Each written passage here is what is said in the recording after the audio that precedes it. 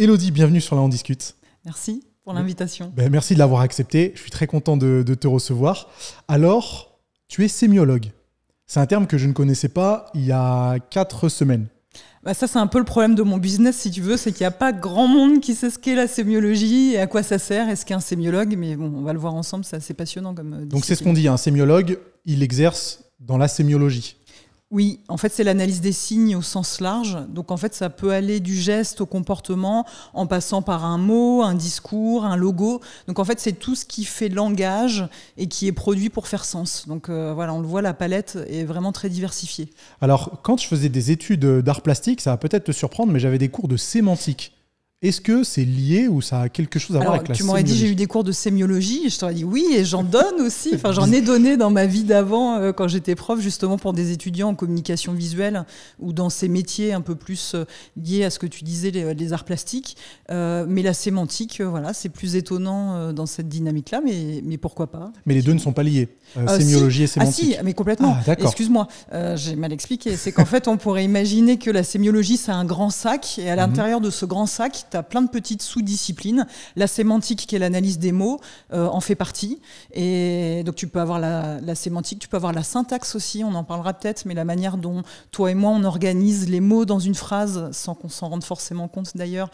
Mais voilà, ça fait partie d'un des aspects. La communication visuelle fait partie de la sémiologie. Tout ce qui est les codes symboliques, les pictogrammes, toutes ces... Voilà. Donc, c'est très diversifié. Et comme je le disais, tout ce qui fait partie des gestes aussi intéresse beaucoup les linguistes, parce qu'en fait, on pourrait imaginer un sac encore plus grand que celui de la sémiologie, qui est la linguistique. Alors, c'est vrai que nous, quand on est dans les pays européens, et notamment en France, la sémiologie, on est sémiologue quand on a fait des études de linguistique, notamment à l'université, mais c'est vrai que pour les courants anglo-saxons, et notamment, on va dire, pour les Américains, tu analyses le non-verbal plutôt quand tu as fait des études en psychologie. Donc, c'est des approches qui sont un peu différentes, mais voilà, c'est très intéressant. Et en France, on devient sémiologue avec, du coup, des études de langue.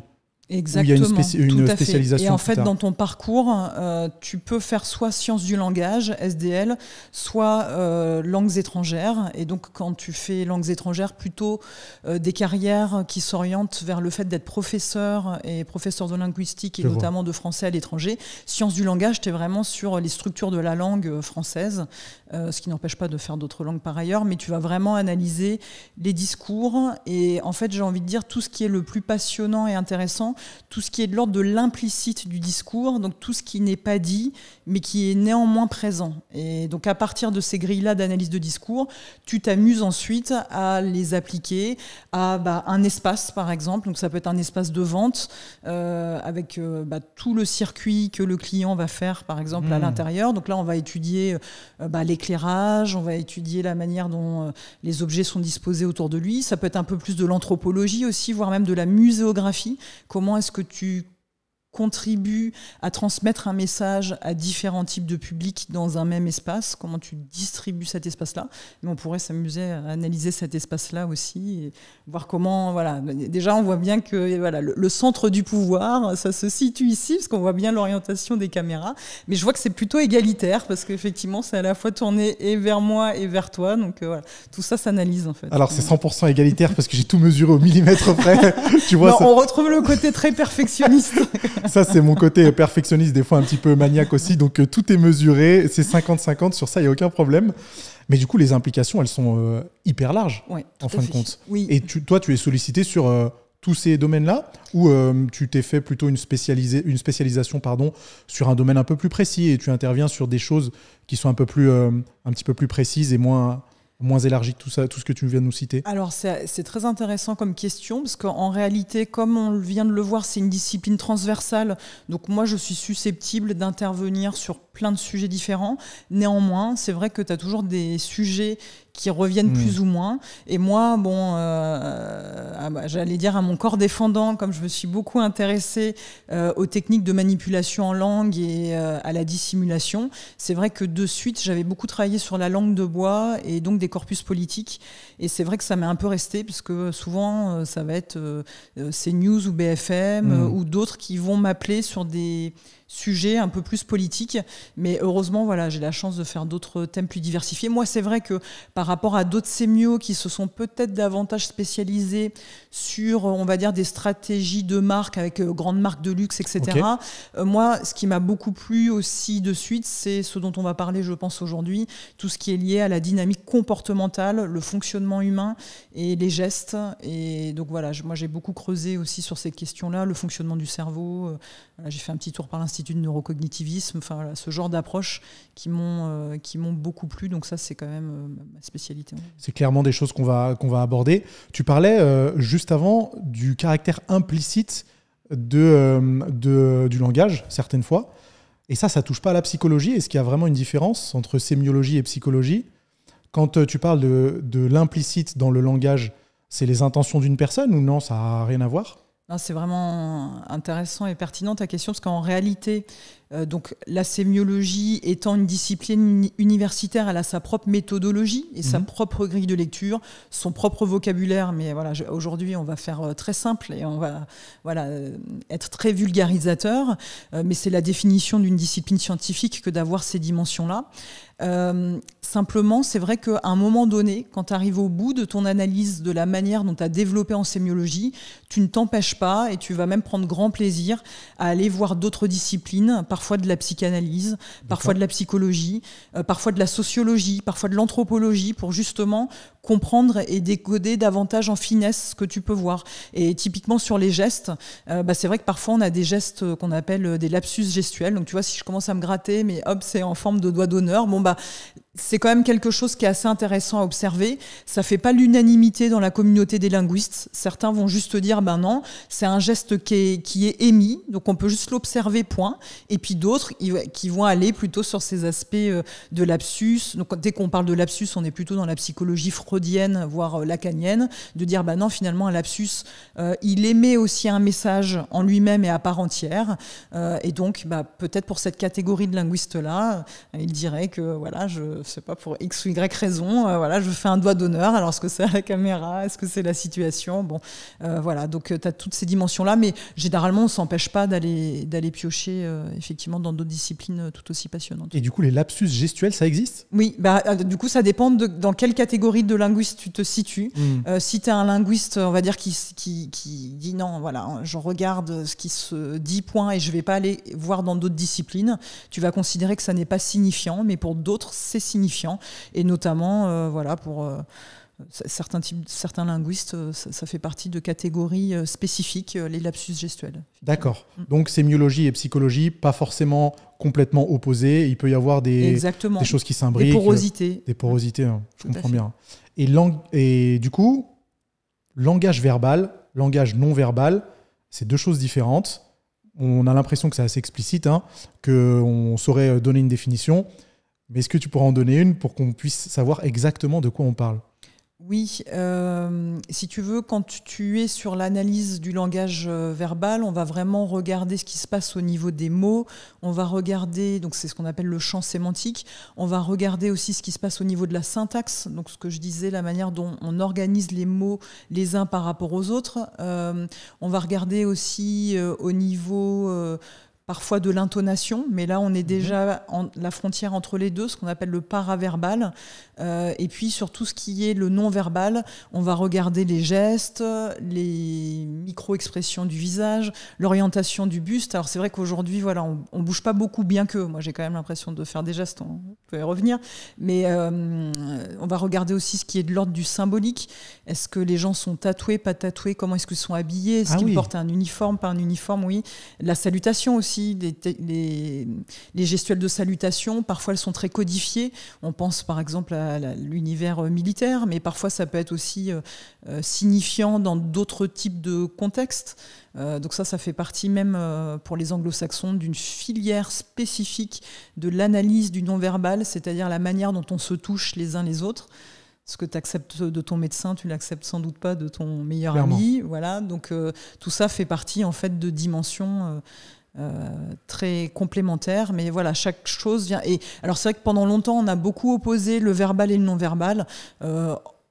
Or, en définitive, tu as plutôt une complémentarité entre les deux, plutôt qu'une opposition. Une opposition. Ouais. Et ça veut dire que le langage non-verbal, c'est pas juste le langage du corps. ça implique d'autres choses comme le comportement.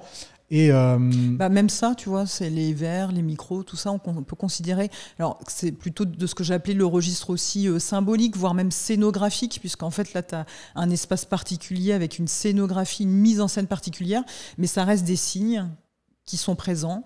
Donc là, des signes objets, mais néanmoins, voilà, ils sont signifiants. C'est-à-dire que pour les gens qui surfent sur YouTube, de suite, voilà, ça sent le podcast, tu vois, voilà, ça signifie cet univers-là. Donc, c'est pas anodin. C'est presque stressant de se dire, attends, on a une spécialiste qui va tout analyser, même les tatouages peut-être, même ma façon de m'habiller, ma façon de te saluer. J'ai déjà analysé les textos qu'on s'est envoyés, évidemment. Ah ouais. Et du coup, qu'est-ce que ça te... Je l'ai pas...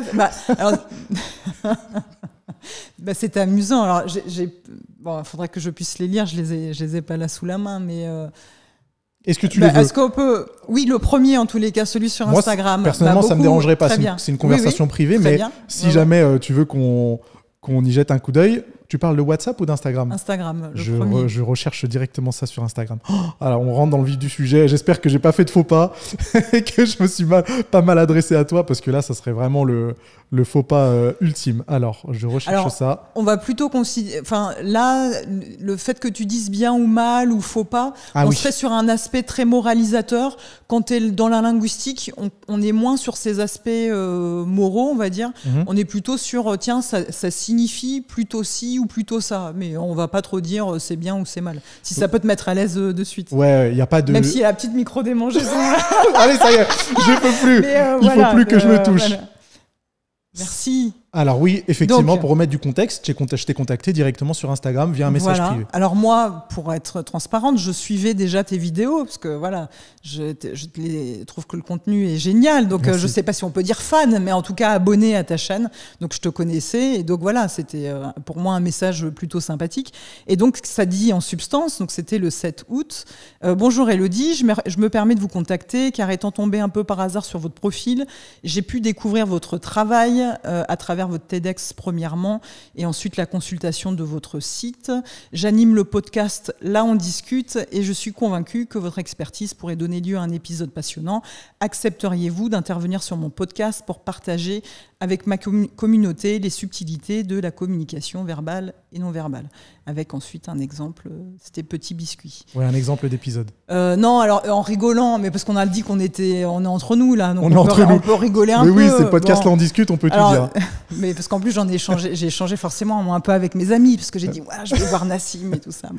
Et puis mes amis qui sont très sensibles à ce sujet de la muscu, puisque beaucoup de gens qui pratiquent la muscu, voire même d'anciens bodybuilders, que j'ai dans mon entourage direct. Donc forcément, quand tu m'as écrit, j'ai dit j'ai Nassim qui m'a écrit. Donc moi en rigolant, je me suis dit Nassim, soit il est très pro, soit il est gay, soit ça commence.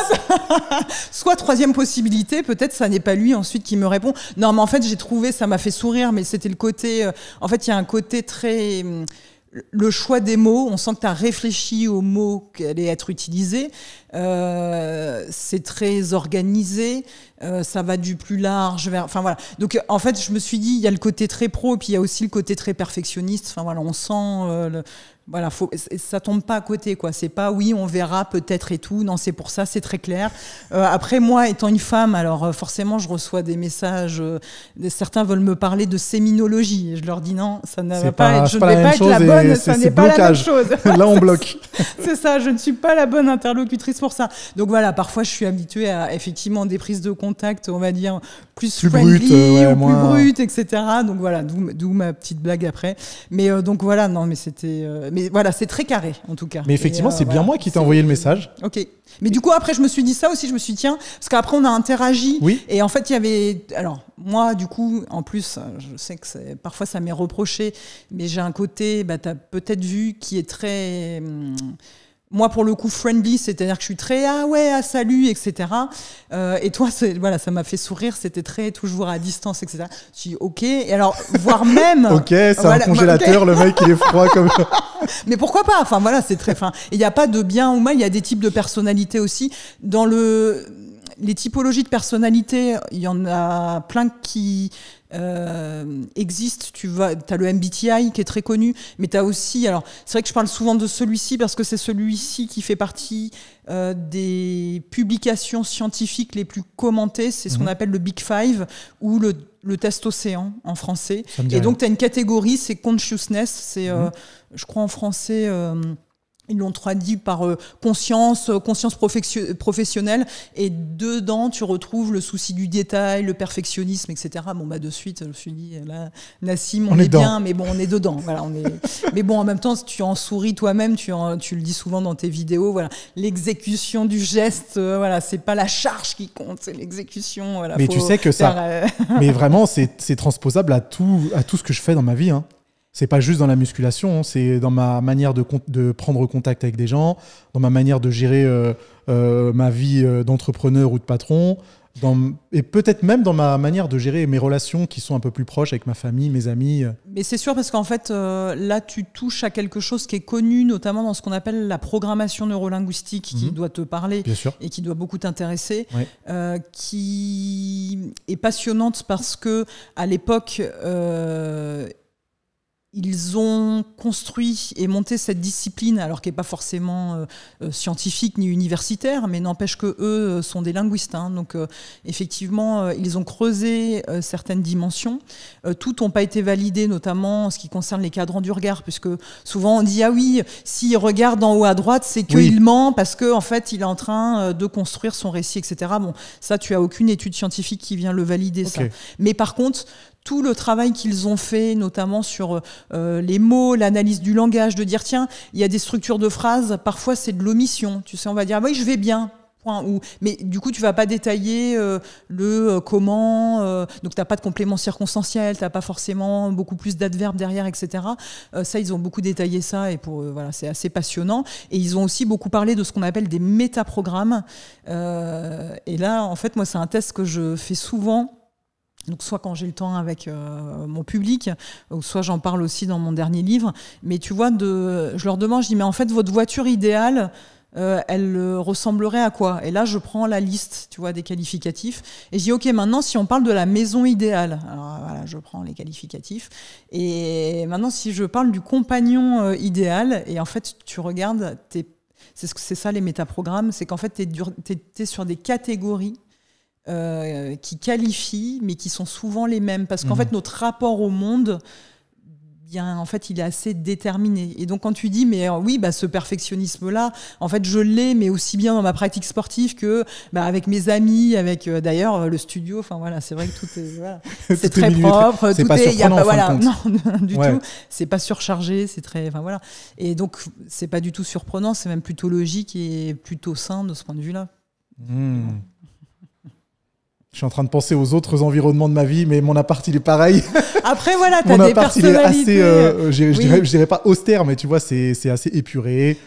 Tout est à sa place, voilà. Tout est assez millimétré, symétrique. Après, voilà, tu as des types de personnalités qui sont sans doute un peu peut-être borderline ou voilà, qui sont peut-être un peu différents. Et donc là, tu peux avoir des écarts énormes avec des gens, effectivement, qui vont avoir dans leur vie de tous les jours, ça va être au millimètre, mais le soir chez eux, je sais pas, ils vont faire des parties SM ou j'en sais rien, enfin des trucs complètement, tu vois, qui n'ont rien à voir. Délirant, ouais. Bon, bah, je prends exprès des exemples assez extrêmes, mais dont je sais qu'ils vont bien parler aussi au public. Mais voilà, donc mais là, tu vois, tu es sur des choses dont on peut considérer voilà, qu'il y a. C'est pas si aligné que ça. Et donc, en cela, ça devient signifiant aussi, quoi. Ouais, je comprends. Eh ben, ce petit exercice était très intéressant. Pour en revenir à la communication verbale, tu parlais tout à l'heure de l'importance, enfin pas de l'importance, mais du fait que la syntaxe influençait la communication verbale, forcément. Est-ce que du coup, l'utilisation d'une syntaxe en particulier peut dénoter un caractère particulier ou des intentions, peut-être pas des intentions particulières, mais un caractère particulier et une volonté de vouloir transmettre une certaine image ou une certaine posture?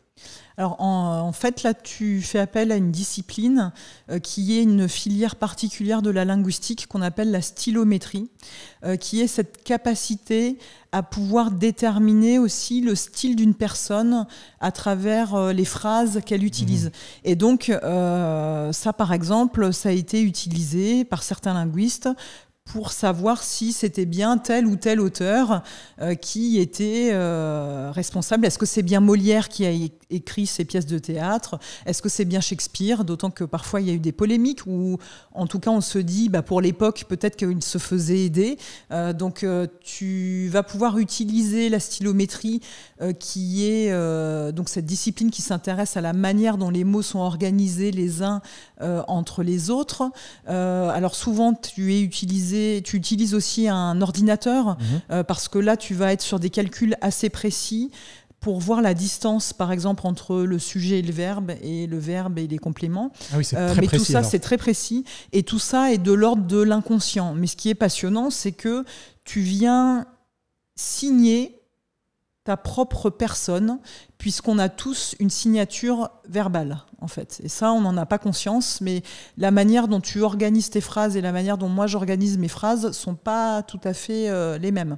Donc ça va être très intéressant à observer. Et je sais que dans l'affaire du petit Grégory, par exemple, ils ont fait appel à cette stylométrie pour savoir qui était le corbeau et donc pouvoir analyser les lettres. Et donc vraisemblablement, c'était une des grandes tantes. Voilà, le résultat était tombé, c'était une des grandes tantes qui, en tous les cas, était la signataire non visible et non volontaire, vraisemblablement, des lettres qui étaient adressées à la famille Villemain. D'accord, donc ils ont la capacité d'identifier C'est uniquement ça. avec la manière Exactement. dont tu vas construire une phrase. Exactement. De tes intentions et de qui tu es en fin de compte. Exactement. Donc, alors moi, c'est des choses que j'utilise, mais pas forcément avec tout cet outillage d'ordinateur et de calcul, même si moi j'ai des logiciels, mais qui sont des logiciels peut-être plus organisés autour de la sémantique et effectivement quand même de la syntaxe. Donc en fait, c'est ce qu'on appelle aussi les mots-outils, c'est-à-dire que quand tu dis, par exemple, le chat a mangé la souris, tout ce qui est de l'ordre de la sémantique, ça va être de dire, voilà, tout ce qui est l'imaginaire du chat et tout ce qui est l'imaginaire de la souris, le mot chat et le mot souris, on va dire que on est plutôt dans cette idée-là de qu'est-ce qui fait sens. Et donc là, on voit bien que chat, manger même, on va dire le verbe, et souris, on est sur des unités qui sont très porteuses de sens et qui vont orienter la phrase.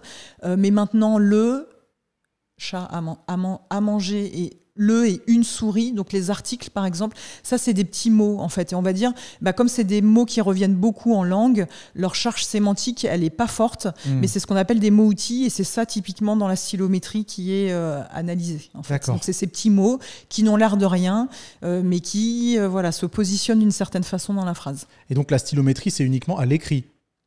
Oui, plutôt. Ouais, plutôt, effectivement. Ouais. Mais tu vois, on peut dépasser aussi ce cadre-là.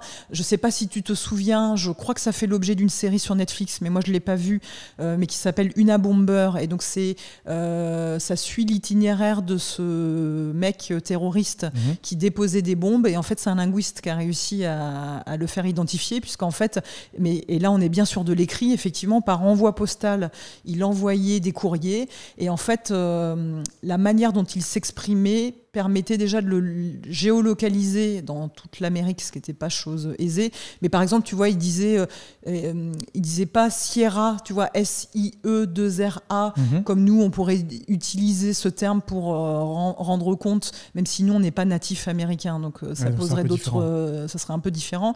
Mais lui, il utilisait Sierras, donc en minuscule, pas de S majuscule, et au pluriel. Et donc déjà, ça veut dire que c'est un type c'est des personnes qui vivent plutôt dans le nord des États-Unis. Donc tu vois, ce genre de petites choses. Mais nous, par exemple, quelqu'un qui t'écrirait oignon sans le i, toi et moi, on a appris O-I-G-N-O-N. Bon, bah maintenant, tu as une réforme qui est passée. Donc, déjà, ça te renseignerait. Tu diras, Attends, c'est t'as une réforme qui est passée ? Ouais, tout à fait. Ouais. Tu Où peux on l'écrire sans oignon le i. Ouais, j'étais même pas au courant. Voilà, donc c'est possible. Okay. C'est pas une faute d'orthographe, en fait. Voilà. Et donc, déjà, tu pourras en déduire, effectivement, cette personne-là, vraisemblablement, elle a tel âge parce qu'il y a eu une réforme. Donc, voilà, c'est tous ces aspects-là en langue qui sont contenus. Mais en fait, c'est trop drôle parce que nous, on en rigole aussi quand tu dis pain au chocolat ou chocolatine. Tu sais déjà que la personne. C'est vrai. Voilà, et plutôt d'une région ou une autre. Exactement, du sud-ouest ou pas. Donc, c'est tous ces aspects-là qui peuvent rendre compte. Mais voilà, aussi le référentiel. Parfois, quand on dit t'as la ref ou t'as pas la ref, voilà. Ça marche aussi dans ce sens-là. Exactement. Je me suis sentie un peu vieille, moi, parce que j'ai participé à une émission assez confidentielle, mais ça devrait sortir dans 15 jours. Donc, et à un moment donné, effectivement, on se retrouve en groupe et une fille était streameuse. Et donc, on s'est retrouvés au moins à 3. Et moi, j'étais là. Mais donc, elle fait quoi ? Elle regarde des films toute la journée en streaming et tout. Et les autres étaient là. Ouais, elle doit faire ça et tout. Et il y a une autre fille, Alex, si tu m'entends, c'était trop mignon. Mais non, mais les gars, on est en 2024, quoi. Vous osez dire ça et tout. Là, mais moi, moi, je fais encore l'erreur, tu sais. Donc, alors que je suis quand même un tout petit peu plus dedans. Voilà, et je fais encore l'erreur. Donc, une streameuse, c'est une personne qui diffuse en direct des activités, que ce soit des jeux vidéo. C'était du jeu vidéo en ligne, effectivement. Donc, Clara, si tu. Ça change carrément. Voilà, donc tout ça, tu peux déterminer un certain nombre de choses. Et au-delà de la communication verbale à l'écrit, à l'oral, tu as mentionné tout à l'heure le cas des politiciens. Oui. Cas qui t'intéresse particulièrement, apparemment. Alors, je ne sais pas si ça m'intéresse. Enfin, en tous les cas, c'est des corpus. Donc, corpus, c'est-à-dire le matériau sur lequel on va pouvoir travailler. C'est des corpus qui sont très accessibles. Mais oui, alors on va dire que ça me passionne quand même un peu, cette question du collectif, tout ça. Ils sont très accessibles. Du coup, il y a pas mal d'analyses à faire, en fait. C'est ça, tout à fait, exactement. C'est-à-dire qu'en plus, souvent, tu as les discours. Maintenant, tu as des techniques, tu peux utiliser YouTube, mais avant, il n'y avait pas forcément ces aspects-là. Donc, ce qui est bien, c'est que tu as souvent les discours qui sont accessibles et donc tu peux vraiment les analyser, t'en servir comme data et donc les faire bouffer aussi par les logiciels. Donc, c'est vrai que c'est assez pratique. Et on s'en sert comme data pour faire quoi au final ? Pour identifier des patterns, pour identifier des habitudes particulières, pour décrypter ce qu'il y a derrière un discours, derrière... Oui, moi, la manière dont je vais utiliser ça, en fait, je vais regarder est-ce qu'il y a des mots tabous ? Est-ce qu'il y a des mots qui ne sont pas utilisés ? Est-ce qu'au contraire, il y a des mots totems ? Donc là, ça va être des mots qui vont être surutilisés. Donc l'inverse de tabou. Tabou, on ne les utilise pas. Totem, c'est ceux qui reviennent assez souvent. Exactement.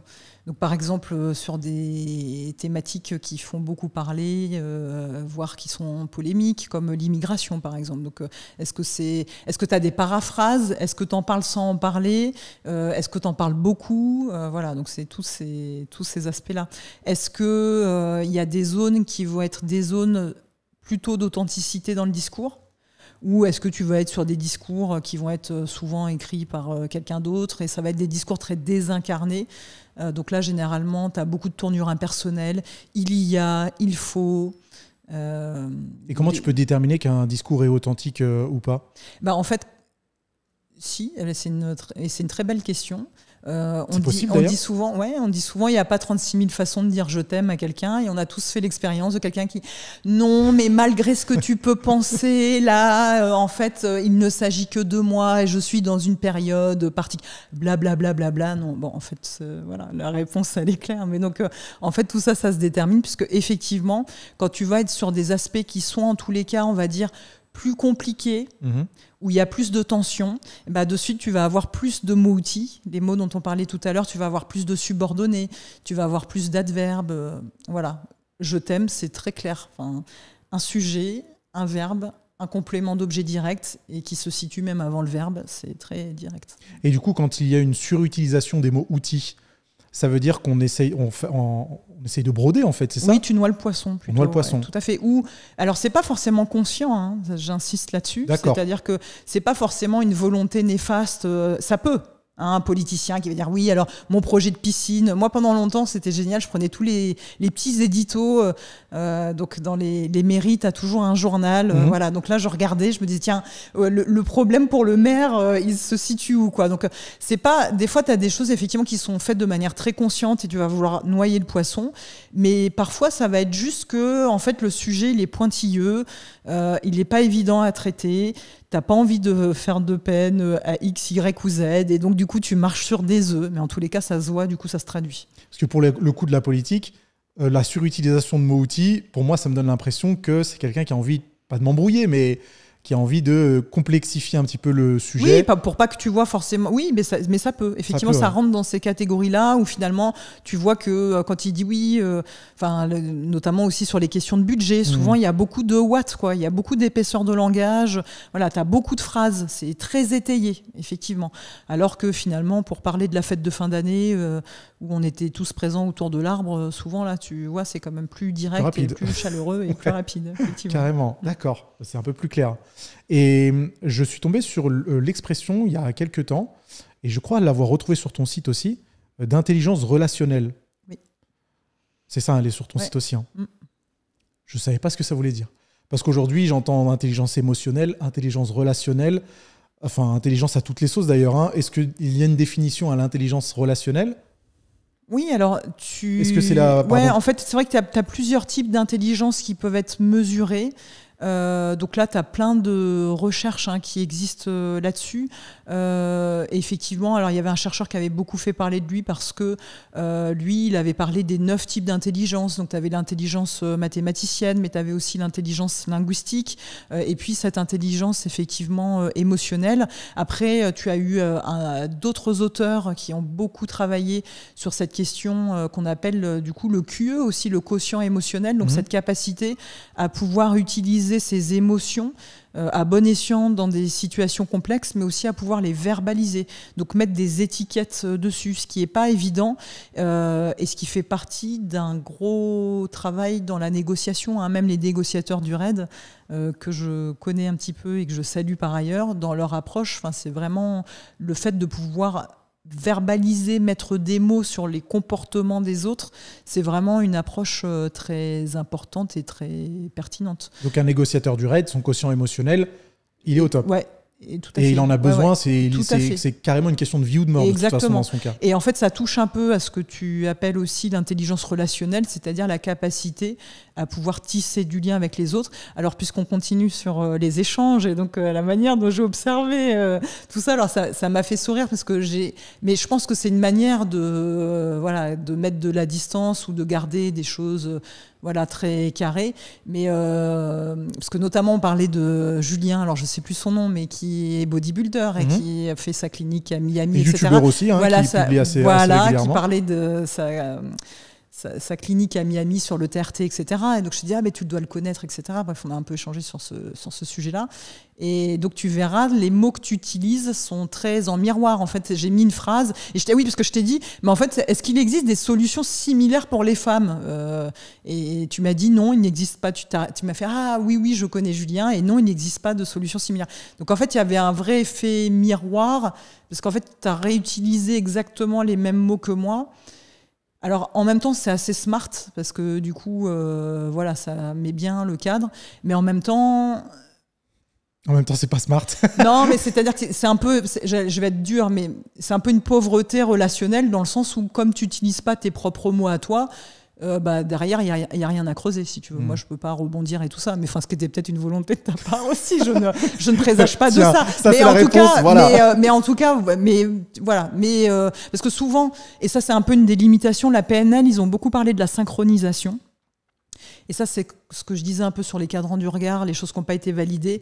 Si tu veux, la limite de se synchroniser à tout prix, c'est qu'en fait, tu arrives sur un relationnel assez pauvre parce que finalement, quand tu es synchronisé, que c'est pas voulu, c'est plutôt cool parce qu'en fait, ça montre qu'on discute de sujets qu'on trouve passionnants et qu'il y a des choses à dire, etc. Mais le commercial qui va utiliser exactement la même posture que celui qu'il veut convaincre, en fait, c'est pas si smart que ça parce que justement, si la personne, elle s'en rend compte, parce qu'en plus, ça se joue sur quelques millièmes de secondes près.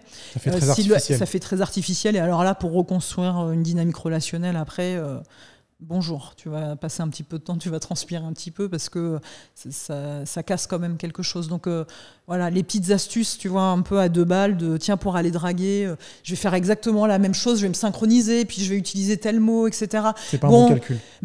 On sait que ça fonctionne, en fait. C'est vrai que ça va fonctionner de prime abord. Pareil, le fait de toucher les gens. On sait que quand tu vas toucher quelqu'un, donc un mec qui veut draguer, qui va toucher le bras de la fille ou du mec pour draguer, on sait que ça va fonctionner. Mais en fait, derrière, si tu n'as rien d'autre à proposer, il va pas se passer grand-chose. Ouais, ça va vite voire même, tu casses un peu d'entrée de jeu la dynamique relationnelle. Et du coup, pour en revenir au message que je t'ai envoyé, la réponse qui est un peu le miroir de ta phrase, c'est un preuve de manque d'intelligence relationnelle ou c'est justement le...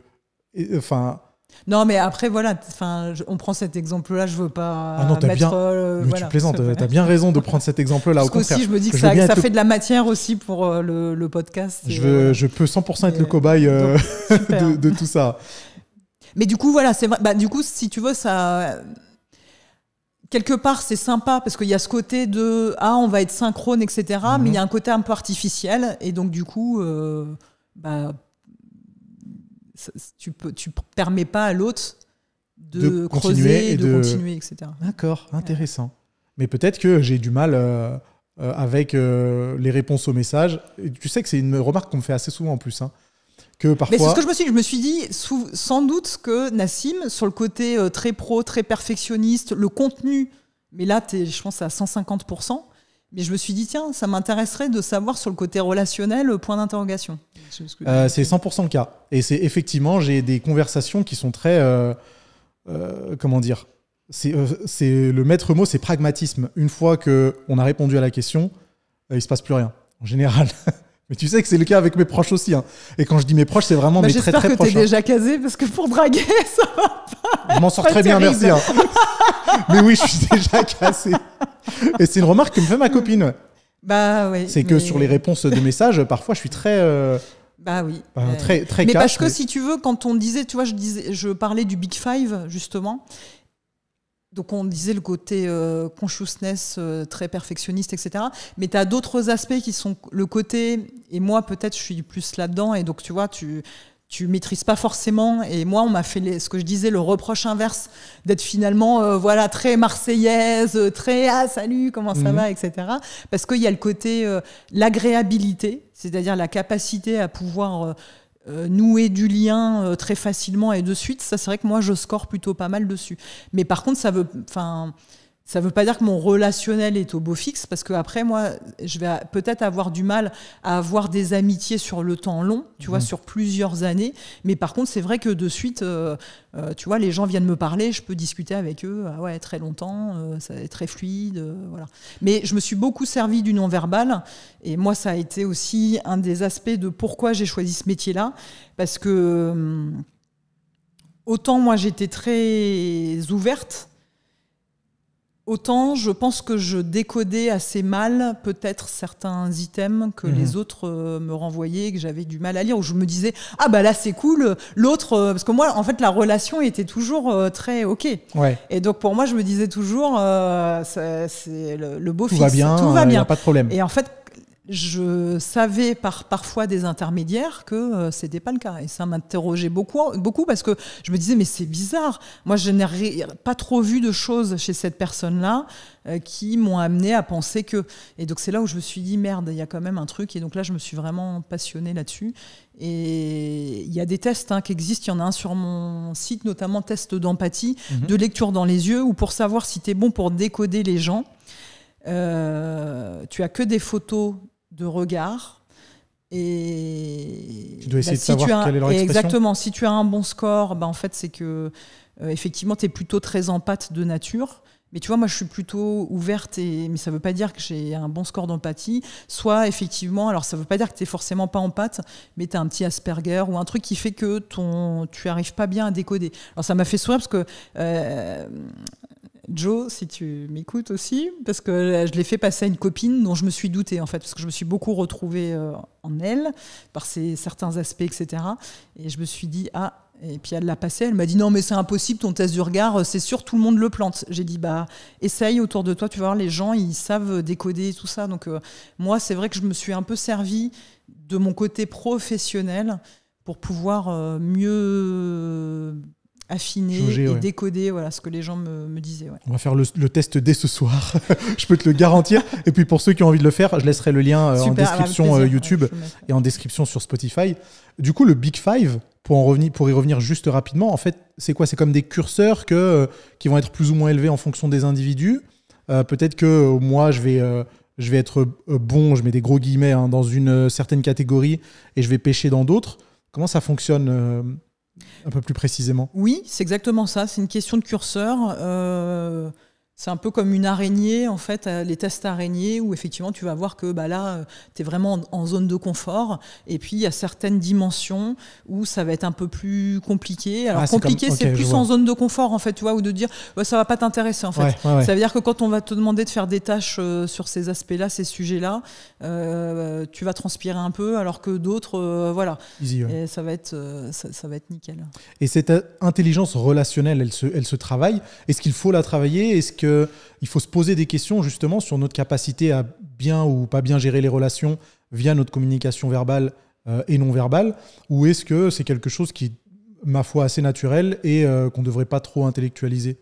Mais c'est intéressant parce que dans les termes que tu utilisais juste avant, où tu disais oui, ou là ça pêche, etc., on retrouve le côté perfectionniste qui voudrait avoir bon oui, partout. On veut monter les curseurs. C'est ça, il y a des choses, il y a des objectifs à atteindre et on va pouvoir le faire, on va pouvoir performer à certains endroits. Je me sens mal tout de suite. Je me sens mal. Moi, je ne sais pas si... Est-ce qu'il faut penser en ces termes-là, de se dire il faut toujours s'améliorer? Moi, je pense que si c'est le faire d'un point de vue humain et de se dire tiens, je vais partir à la découverte de moi-même et puis je vais un peu m'intéresser à ce que les autres, ce qu'ils sont aussi, là, je me dis c'est génial et c'est super. Après, si c'est toujours se dire faut toujours plus et toujours s'améliorer, là tu fais la fortune des gourous et puis de tous les gens que tu trouves sur YouTube aussi. Moi je suis moins dans ce truc-là, je me dis mais en fait il y a un moment donné, tu es comme t'es, et puis c'est déjà vachement bien. Et j'aime beaucoup Franck Lobvet, par exemple, sur ces aspects-là. Lui, il te met à l'aise de suite. Il dit ouais, t'es un con. Et puis bon, c'est comme ça. Et puis c'est comme ça. Et puis pourquoi pas. Et bon, mais moi, c'est vrai que c'est des questions qui m'ont beaucoup intéressée parce que voilà, j'ai écrit là-dessus. Et donc voilà, je me dis mais oui, est-ce qu'on peut être un connard ou une connasse? Jusqu'où on peut aller? Comment est-ce que ça se passe? Bon, la traîtrise aussi. Dernièrement, j'ai fait les traîtres sur M6. Ça m'a beaucoup plu. Jusqu'où tu peux aller, est-ce qu'il y a des bons traîtres ou des mauvais traîtres, voilà, toute cette dynamique comportementale, je trouve ça assez passionnant.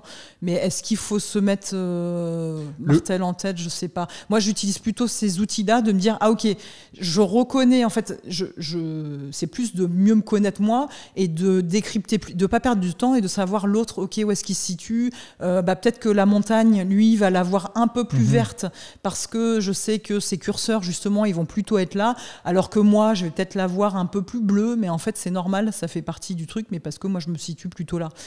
Donc c'est plus ça, et puis que je trouve ça passionnant de décoder les gens, et moi plus sur le bullshit aussi, parce que c'est un autre thème qui m'a beaucoup intéressé, beaucoup plu, et que j'ai trouvé que les hommes étaient très forts pour raconter beaucoup de choses, et que voilà, je trouve ça passionnant, tu vois, les gens qui s'inventent une vie, qui mentent, etc. Donc à un moment donné, tu as aussi juste envie, mais même professionnellement, tu as juste envie de gagner du temps, parce que les gens qui te disent ouais c'est super, le projet il va se faire, tu vas voir, ça va être génial, c'est top, là on va clôturer, etc. Mais et qu'en fait c'est du bullshit. Non, tu as juste envie next, donc moi je m'en suis beaucoup servi aussi plutôt sous ce donc je partage plutôt le fruit de plutôt que de chercher à s'améliorer de partout, il faut chercher plutôt à en être conscient et de se connaître dans ses qualités. Exactement, s'accepter comme on est déjà, je trouve ça cool. On va revenir sur ce que tu as dit et sur le bullshit. Et tu as mentionné les hommes. Qu'est-ce qui se passe? Est-ce que c'est spécifiquement masculin? Je le précise. Bien sûr. Voilà, maintenant, je suis mariée et puis j'ai adoré mon mari parce que ça a été un des rares hommes, justement, qui est arrivé. Et lui, c'était très... Il n'y avait pas de bullshit, quoi.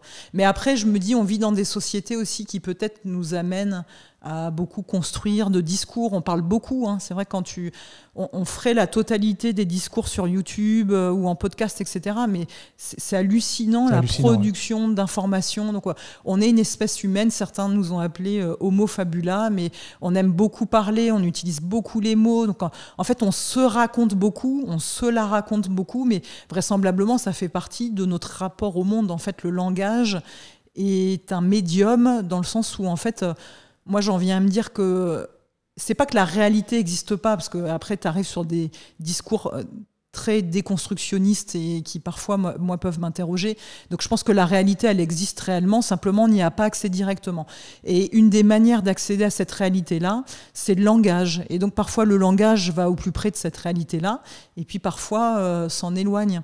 Et en tout cas, c'est passionnant de voir comment on utilise nous-mêmes, tu vois, depuis tout à l'heure, on parle, mais, et ça n'empêche pas que, voilà, c'est, j'espère, passionnant pour nos auditeurs et qu'on délivre un contenu peut-être même d'utilité publique, et on va creuser encore sur ces questions-là, mais waouh, c'est fou, quoi. C'est vraiment, ça fait partie intégrante de notre espèce. On est une espèce qui passe du temps à raconter, et le langage nous permet de raconter ce qui ne se passe pas dans cette pièce-là, non seulement, mais de parler d'un tel, une telle, d'autres projets, etc. Mais ça nous prend beaucoup de temps de vie. Et donc moi, à un moment donné, je me suis dit, il va quand même falloir s'intéresser à qu'est-ce que ça raconte de nous-mêmes et comment on utilise cette machine-là qui est le langage dans ce temps de vie qui est autant pris, quoi. Et t'estimes que ce bullshit, c'est en fait le langage qui se serait, qu'on aurait contaminé par peut-être la société moderne, et qui fait que beaucoup d'entre nous en sont amenés à utiliser des mots qu'ils n'ont pas envie d'utiliser, ou en tout cas d'utiliser des formules, des tournures qui vendent du rêve, alors que il n'y a rien derrière, en fait. Ouais, c'est vrai que ma définition du bullshit, j'en parle comme un fait social, c'est-à-dire que il est symptomatique à travers le langage, mais il dépasse la sphère du langage. C'est un fait social dans le sens où il nous détermine aussi, parce que, encore une fois, pour X ou Y raison, parfois certaines, on peut avoir un jugement moral dessus, de dire c'est bien, c'est pas bien, et on va y revenir. On va prendre des exemples concrets, parce que moi, c'est vrai qu'il y a eu un déclic, il y a un moment donné particulier qu'on a tous vécu, qui m'a donné envie de me plonger dans cette question-là du bullshit. Mais encore une fois, c'est quelque chose aussi qui nous est intrinsèque, et parfois on le fait, voilà, pas forcément pour des questions de bien ou de mal, de justice ou d'injustice, mais juste parce que aussi, voilà, homo fabula, c'est aussi quelque chose qui nous détermine. Maintenant, c'est vrai que certains aspects m'ont plus interrogée. Pendant le Covid, moi j'ai trouvé ça assez extraordinaire.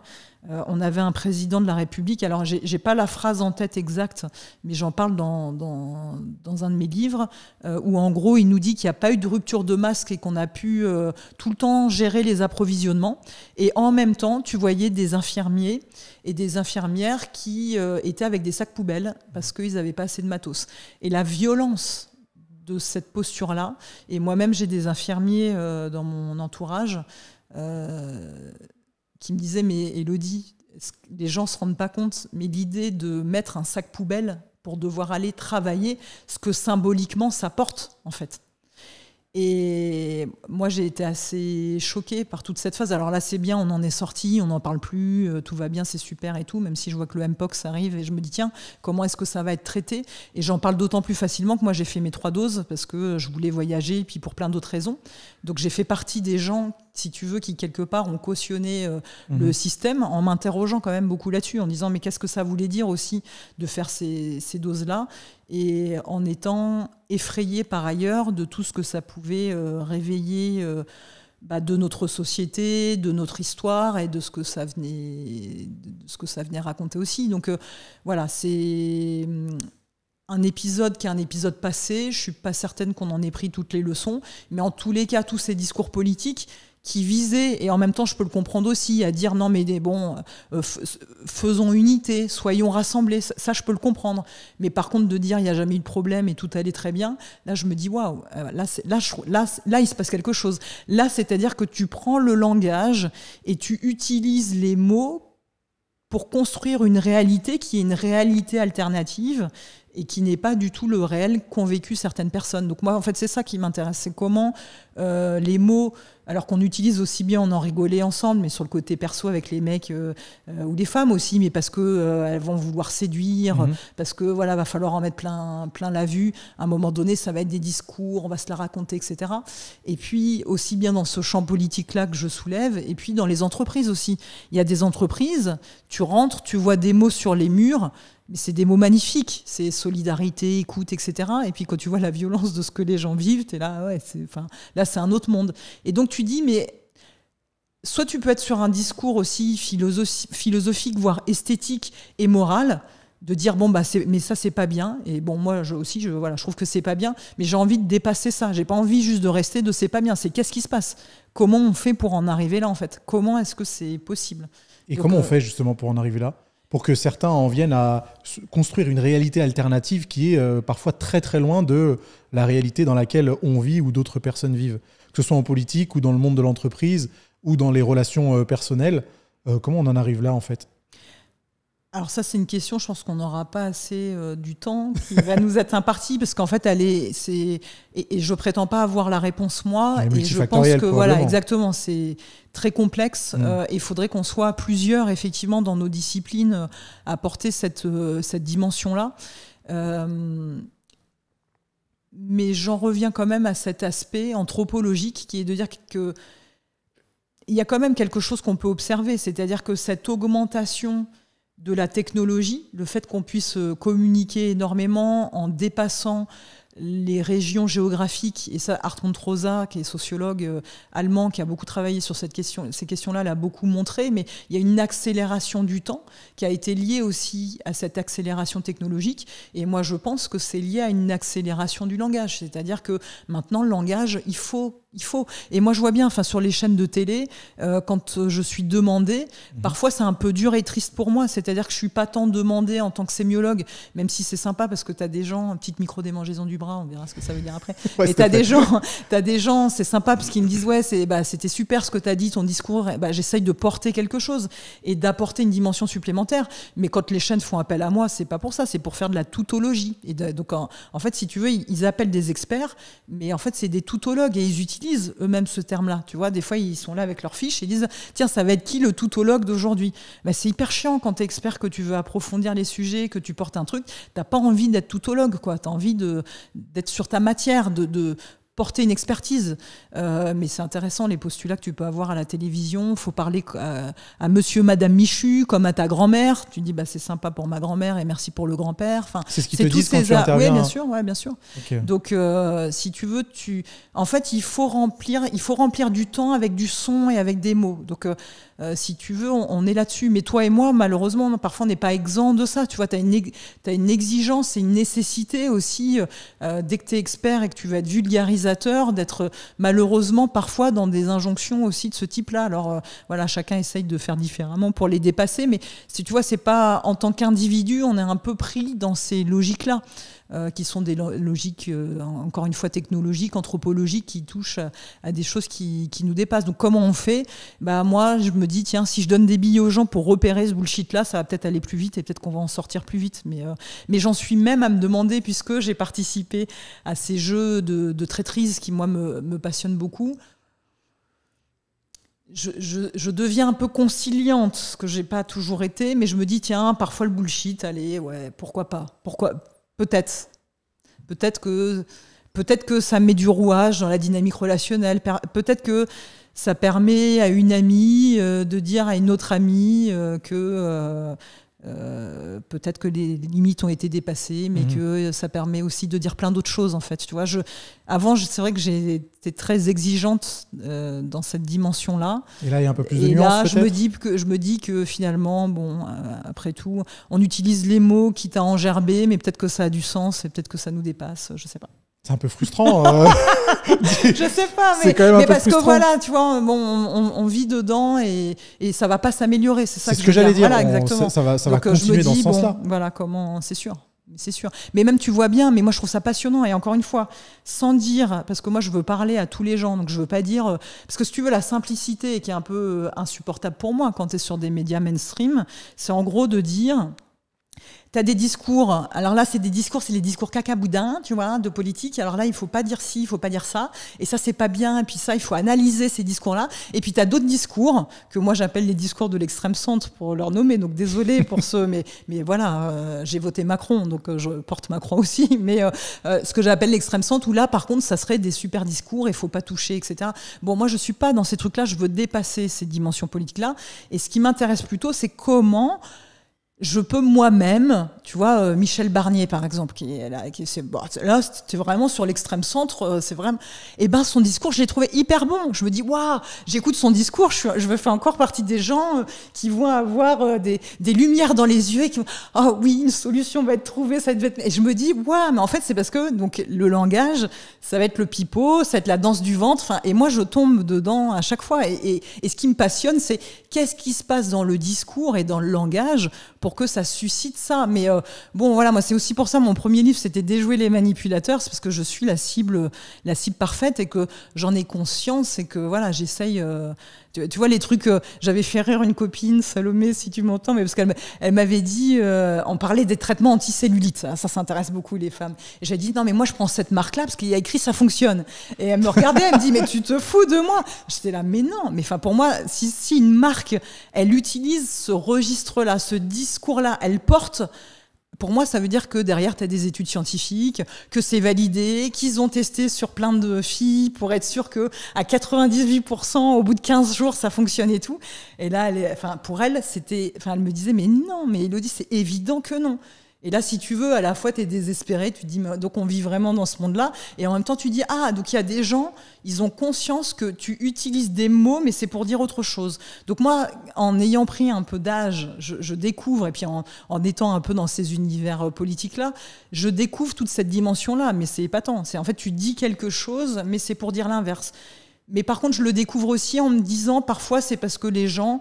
Bon, juste, ils n'ont pas de couilles, ça c'est ok, c'est une chose, mais c'est aussi parce que parfois, ils ne veulent pas blesser et qu'ils te mettent un peu de pommade. Bon, je me dis, si c'est pour mettre la pommade, peut-être. Et du coup, on pourrait accepter. considérer que c'est plus du bullshit, si jamais c'est pour adoucir un petit peu les angles, etc. Bah si, non, quand même, ça parce rentre que par quand même. rapport à ton réel qui est vécu, c'est quand même il y a quand même un gap. Donc, si tu veux... Mais ce qui est passionnant, c'est qu'on voit bien comment on vit dans un monde où désormais on n'arrive plus à se réunir autour d'une seule réalité. C'est-à-dire que chacun y va de son propre discours, Chacun donc a la sienne, ouais. de sa propre vision du monde. Parce qu'en fait, quand on parlait des implicites du langage, et ce qui est passionnant, c'est qu'à travers chaque discours, c'est une vision du monde. Et donc finalement, que ce soit en politique, ou que ce soit parce que tu vas acheter un produit, ou que ce soit parce que tu vas écouter tel ou tel youtubeur, tu vas finalement les écouter parce qu'ils portent un discours qui va se rapprocher plus ou moins au plus près de ta vision du monde à toi. Mais donc, quelle vision du monde est portée? Et ce qui est à la fois navrant parfois et beau, parce que voilà, toutes les individualités peuvent s'exprimer, c'est qu'aujourd'hui, voilà, tu as multiples réalités. Mais parfois, je trouve ça vertigineux. Je me dis, waouh. Est-ce qu'on va être d'accord de se dire que ce verre d'eau, il est plutôt pas rempli que rempli? Je suis sûr qu'il y a des gens, ils vont te dire, non, attends. Là, attends. Puis attends, c'est de l'eau de source de lyonnaise, là. Donc, en fait, 100%, comme tu es sur un donc truc c'est un peu plus important. hyper... bien sûr, ça vaut au moins le double, mais c'est connu. C'est vendu, allez hop, le double. Donc, mais voilà. Mais c'est passionnant. Et de voir qu'il y a des gens, dont je vais sans doute faire partie, qui vont dire... Mais ouais, parce qu'en fait, comme c'est de l'eau lyonnaise et qu'il y a plus de molécules d'eau dedans et qu'elle est meilleure pour la santé, en fait, même en buvant moins, je vais avoir bu plus. Mais comme pour la crème anticellulite. Voilà. Et pour le discours du nouveau Premier ministre, donc c'était 100% bullshit. Alors, c'est pas tout à fait ce que j'ai dit, mais... Pardon d'avoir d'avoir simplifié ou mais même disons que c'était un discours peu. qui était quand même assez consensuel, même si effectivement, il avait l'air assez... régalien, et donc je peux comprendre que pour des personnes et les filles, c'était très extrême centre et trop consensuel, donc pas un marqueur de gauche. Régalien, qu'est-ce que ça veut dire? Régalien, c'est plutôt tout ce qui est lié à la dimension, on va dire, du gouvernement, du droit, de l'intervention de l'État, donc là sur les questions de justice, d'immigration, etc., qu'il a évoqué. Le rôle de l'Union européenne aussi sur la France. Mais on voit bien que voilà, il a essayé d'apaiser, et donc quand tu es dans des discours d'apaisement, tu es forcément dans des discours où il y a un peu plus de pommade. Donc c'est pas forcément du bullshit, mais tu as plus de langue de bois que effectivement des gens qui vont arriver, qui vont être plus straight to the point, dont certains vont dire que c'est des armes plus populistes, effectivement, que d'arriver et d'être beaucoup plus cinglant et direct, en tous les cas, dans le langage. Mais avec le recul, je suis en train d'y réfléchir un petit peu.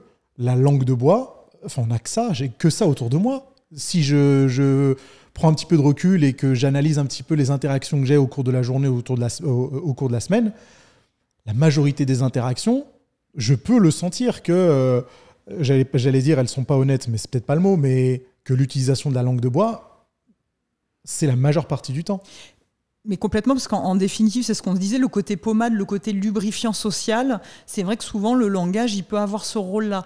Moi, ce que je trouve inquiétant et qui ne me convient pas, c'est quand tu utilises cette dimension-là pour faire passer tes propres intérêts. Et là, en fait, tu es plutôt sur des logiques manipulatoires qui peuvent être tout à fait dommageables. Mais merci de souligner qu'effectivement, c'était ce que j'essayais de dire aussi, que dans nos dynamiques sociales et relationnelles, comme nous sommes des animaux grégaires, c'est-à-dire que tu as plein d'espèces qui... Nous, on est plutôt proche du chimpanzé, en fait, sur cette question-là.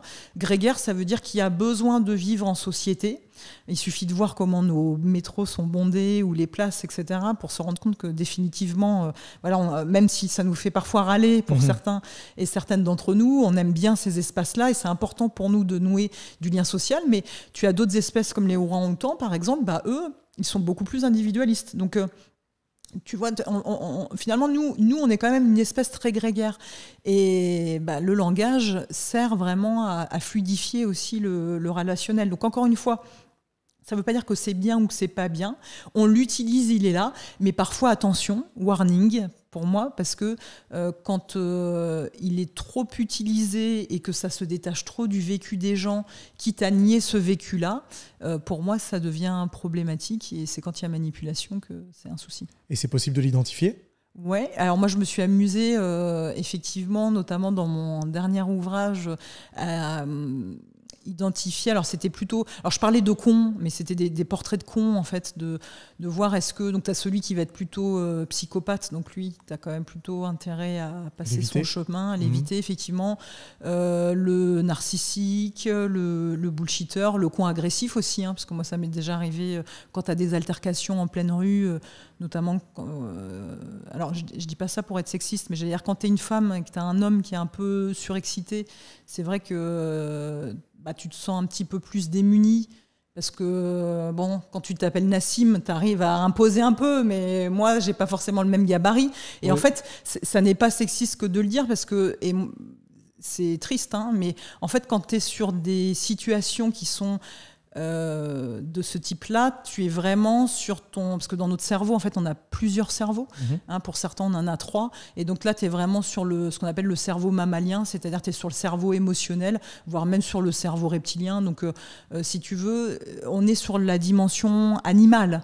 Tu vois, donc quand tu t'énerves, que tu as envie de taper l'autre, etc.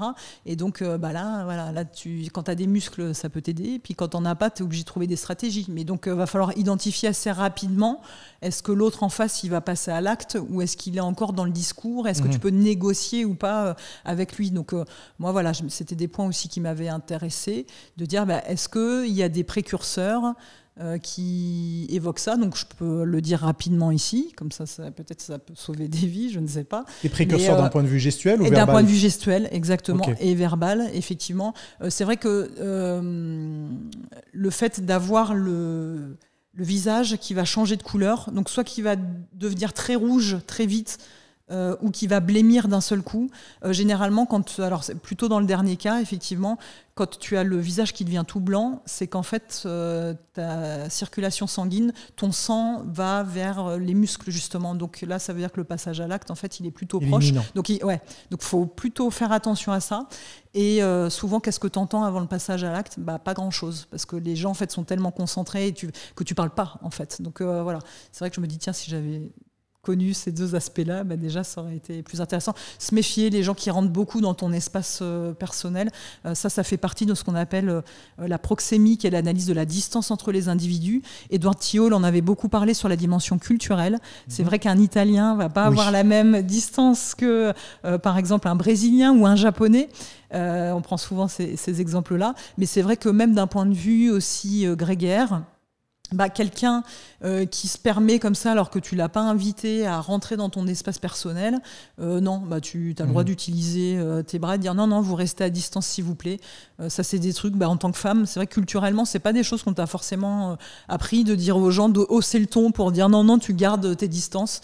Mais voilà, c'est des choses qu'il faut faire parce que ça aussi, ça fait partie des signes précurseurs. Et aussi probablement la peur des réactions en retour qui pourraient arriver, donc j'imagine que ça doit être compliqué à gérer. En fait, pourquoi je parlais d'Edward Thiol, parce que lui, il a fait une échelle qui se mesure, où effectivement, si tu veux, de 0 à 45 cm, tu es sur l'échelle, tu es sur la sphère intime, ensuite tu as la sphère sociale, ensuite tu as la sphère publique, donc voilà, on peut aussi faire attention à ces dimensions-là. Donc là, c'est que du spatial, mais c'est de l'occupation des corps dans l'espace, mais ça vient raconter beaucoup.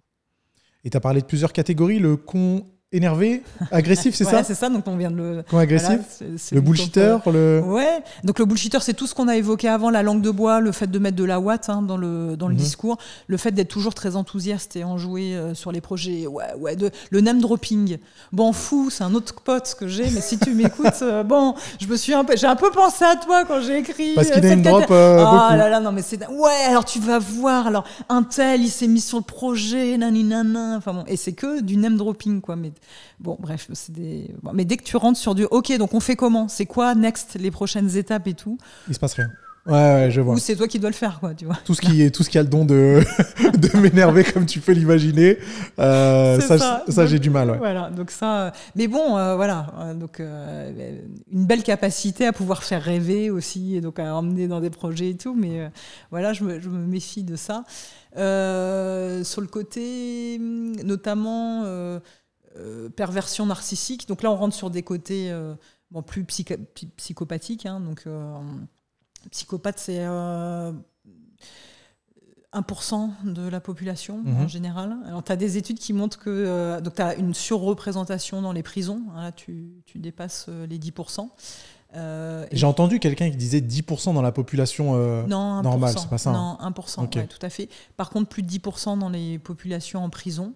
Et une étude un peu étonnante, alors aux États-Unis, qui montrait qu'il y avait 12% chez les CEO, donc les PDG, les hauts postes, etc. Ce qui peut se comprendre aussi si tu te dis que pour... être arrivé là-haut, peut-être qu'à un moment donné, il a fallu avoir effectivement peu de remords, peu d'empathie vis-à-vis de l'entourage. Donc, on est sur ces thèmes-là. Maintenant, c'est vrai qu'il faut faire attention parce qu'on parlait des mots. Mais ça, c'est quand on dit c'est un psychopathe ou c'est un pervers narcissique. Déjà, c'est pas tout à fait la même chose. La grande différence, c'est que le pervers narcissique va être beaucoup plus extraverti et plus impulsif que le psychopathe avec sa personnalité plutôt antisociale. Donc déjà, il ne faut pas mélanger trop les deux, mais aussi, on est sur des termes qui sont des termes très scientifiques, très utilisés en psychopathologie, en psychologie, sur des grilles spécifiques, notamment la DSM-5 et d'autres. Donc faut pas que ce soit trop galvaudé, mais voilà, il y a quand même des comportements toxiques et je pense que c'est important que les gens puissent les repérer. Moi, ça a été... c'est fou parce que moi, j'avais une très bonne amie et en fait, je me suis rendu compte, mais il m'a fallu beaucoup de temps, parce qu'avec moi, si tu veux, donc c'est une perverse narcissique, mais établie, si tu veux. Mais avec moi, je n'avais le droit qu'au côté merveilleux et grandiloquent et géniaux. Donc moi, j'ai juste perdu une super pote, en fait. Je la considère. Voilà. Donc, et pourquoi tu l'as perdue? parce que mais une personnalité comme ça, tu peux pas. Tu peux pas garder. C'est compliqué, non. Non, parce qu'elle a fait beaucoup de mal. Mais là, tu rentres sur des côtés de la menace, même si les stratégies hommes-femmes sont différentes, on va pouvoir en parler, mais là pour les pervers narcissiques, tu veux dire? Oui, tout à fait. Là, tu rentres sur des aspects faire du mal à des gens et psychologiquement, c'est-à-dire que tu es sur du rabaissement en permanence morale. Elle, en l'occurrence, en fait, je m'en suis rendu compte comme ça, et avec une copine qu'on a en commun, on s'en est rendu compte comme ça, parce qu'on avait... les victimes, entre guillemets, les hommes qu'elle avait largués, qu'on revoyait après et qui nous racontaient l'enfer qu'ils avaient vécu. Donc c'est comme ça qu'on s'est rendu compte. Donc en fait, un rabaissement, mine de rien, oui, mais attends, moi je suis bien mieux que toi t'es qu'une merde. Alors au début, pas dite, hein, effectivement, parce que c'est toujours le monde merveilleux. Au début, tu es toujours l'être exceptionnel. Et puis en fait, le pervers a cette bonne capacité à pouvoir identifier ce dont tu manques en tant que personne. Donc il va après, venir. Il s'engouffre. Exactement. Et donc après, par contre, t'es toujours, ça a été le rabaissement. Elle arrivait à faire changer l'apparence physique, c'est-à-dire qu'elle se trouvait des hommes qui généralement avaient un bon pouvoir d'achat. Et elle leur faisait enlever le ventre, tu vois, parce qu'au bout d'un certain âge, on disait attends, moi je suis d'un certain standing, donc tu vas pas arriver avec ton bide comme ça, etc. Donc ça dégage. Donc déjà, tu vois, mais en fait au début, mais moi avec mes copines au début, on en rigolait de ça nous faisait rire. On disait oh là là, mais qu'est-ce qu'elle nous fait rire, elle, vraiment extraordinaire. Mais en fait, quand tu y penses, c'est déjà une atteinte à l'intégrité physique de la personne, tu vois, et quand ça se reproduit. Et puis des choses, voilà, c'est incroyable. Mais tu vois, donc au début, ça te fait rire, surtout quand t'es à l'extérieur et que tu vois ça, puis tu dis non, mais c'est pas possible. Et puis après, ça quand tu te mets à la place de ces hommes, exactement, ça devait pas être... tout à fait, exactement, très difficile. La dépression après, hein, donc tu mets du temps à t'en remettre. Ouais. Et tu parlais des différences de comportement entre les hommes et les femmes quand on... Oui, alors c'est vrai que les études ont montré. Alors, ce qui n'était peut-être pas forcément le cas pour ma copine là, mais en tout cas, les études ont montré que les hommes vont plutôt jouer de leur charisme. Ça va être des personnalités très grandiloquentes. Et elle avait plutôt cette dimension-là. C'est des gens, mais ils te subjuguent parce que tu les repères, parce qu'ils sont beaux, parce qu'ils sont là, ils savent te faire rire, ils ont le sens de l'esprit, ils ont les bons mots. Enfin, c'est charismatique. Quoi. Exactement. Tu n'as qu'une envie, c'est d'être un papillon qui s'approche de leur lumière. Donc, tu vois qu'eux et c'est assez incroyable. Et puis, ils te font sentir que quand tu corresponds un peu aussi à leur standing, parce que moi, je lui ai présenté d'autres gens et les autres gens m'ont dit « Ah non, mais moi, elle m'a pas calculé du tout. » Donc, j'étais là « Mais non, mais c'est très bizarre ce que tu me dis. C'est une personne adorable et tout. » Non, je l'intéressais pas. Je me dis « Tiens, tu vois, quelqu'un qui vient vers toi par intérêt. » Mais moi, je l'avais pas forcément vu. Donc, pour moi, j'ai eu le droit au show et c'était génial. Bon, voilà, maintenant, il n'y a plus le show, c'est pas grave. mais voilà, cette dimension charismatique. Alors que quand c'est les femmes, ça va être plutôt le chantage affectif, les pleurs, le fait de s'inventer des fausses maladies aussi, même parfois, ça va jusque-là. Donc, c'est pas tout à fait le même registre. On va dire que c'est un registre plus émotionnel quand ce sont des femmes perverses narcissiques. Plus difficile à repérer d'ailleurs que les hommes. Et les hommes, ça va être plus le côté charismatique, vision publique, toujours avoir beaucoup d'argent à montrer, etc. Enfin, de beaux objets, être dans de beaux endroits, etc. Mais on reste d'accord que pervers narcissique, comme tu l'as dit, c'est quelque chose qui doit être diagnostiqué, entre guillemets. C'est pas un terme qu'on peut utiliser avec cette difficulté qu'eux n'iront jamais consulter. Donc en fait, tu te rends compte qu'une personne est perverse narcissique par les plumes qu'elle laisse derrière elle. Ça, c'est un peu le truc. C'est que jamais tu verras un pervers narcissique. Bonjour, je vais pas bien. C'est compliqué pour moi. Ma vie, elle est compliquée. Les gens, ils trouvent que je leur fais de la peine et tout. Non, ça n'existe pas. Ça. Donc, c'est pour ça que moi, je donne plein de conseils dans mon livre pour s'ajuster à la personnalité de l'autre. Mais celui-là, le conseil, c'est OK, courage, fuyons, parce que de toute façon, il n'y a pas grand-chose à faire. Il n'y a pas grand-chose à faire.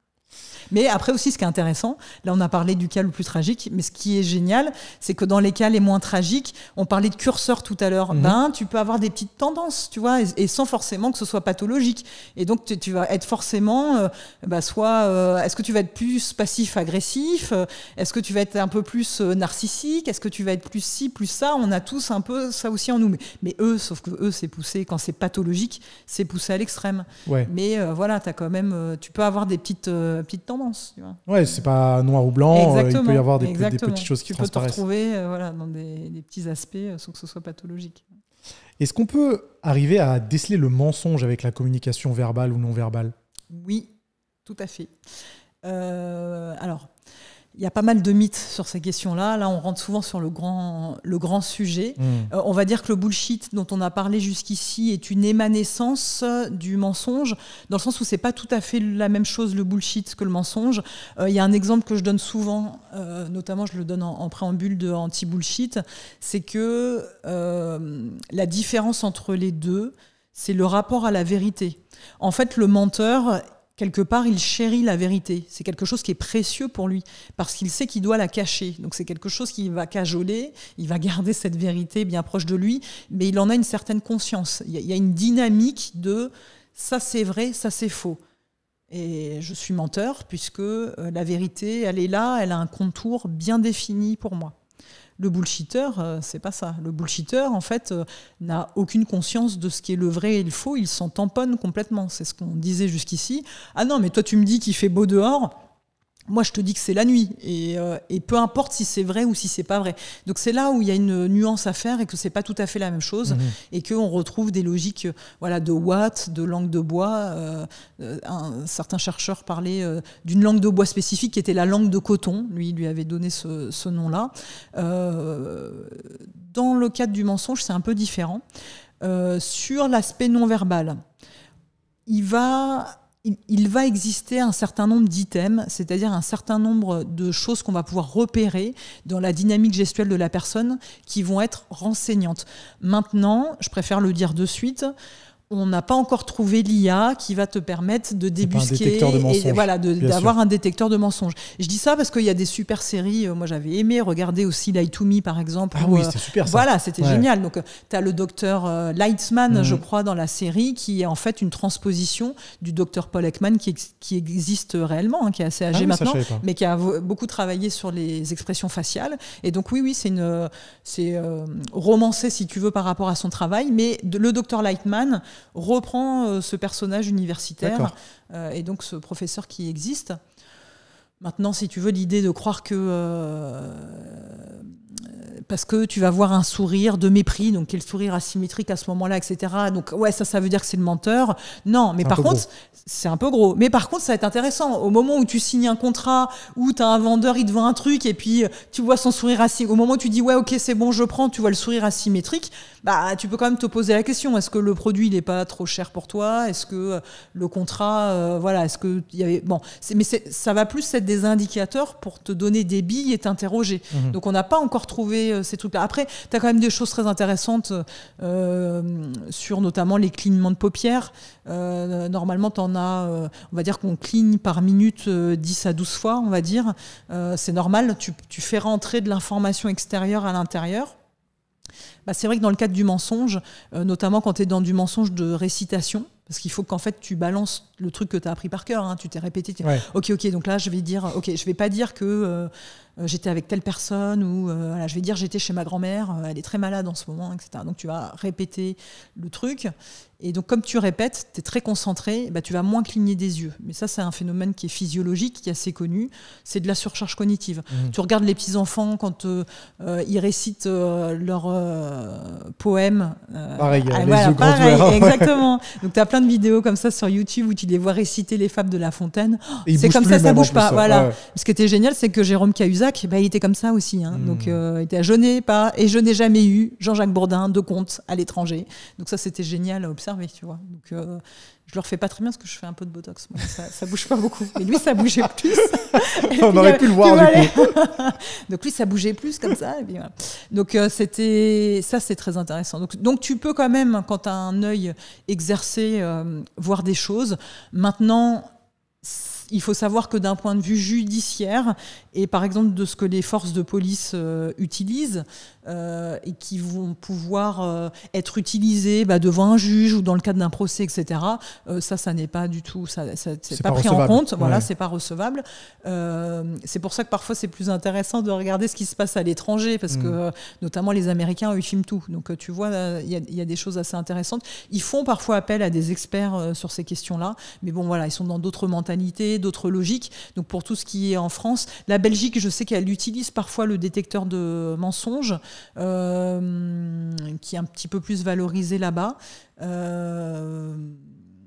Vraisemblablement, pour ceux qui l'utilisent, ils disent que voilà, ils ont de bons résultats, qu'on l'air assez fiable. C'est vrai qu'il y a toujours ce hiatus dans lequel il ne faut pas rentrer qu'une détection d'émotion, comme on le disait tout à l'heure, hein, le mépris, va pas forcément être la détection d'un mensonge. Oui. Donc voilà, faut faire le distinguo entre les deux.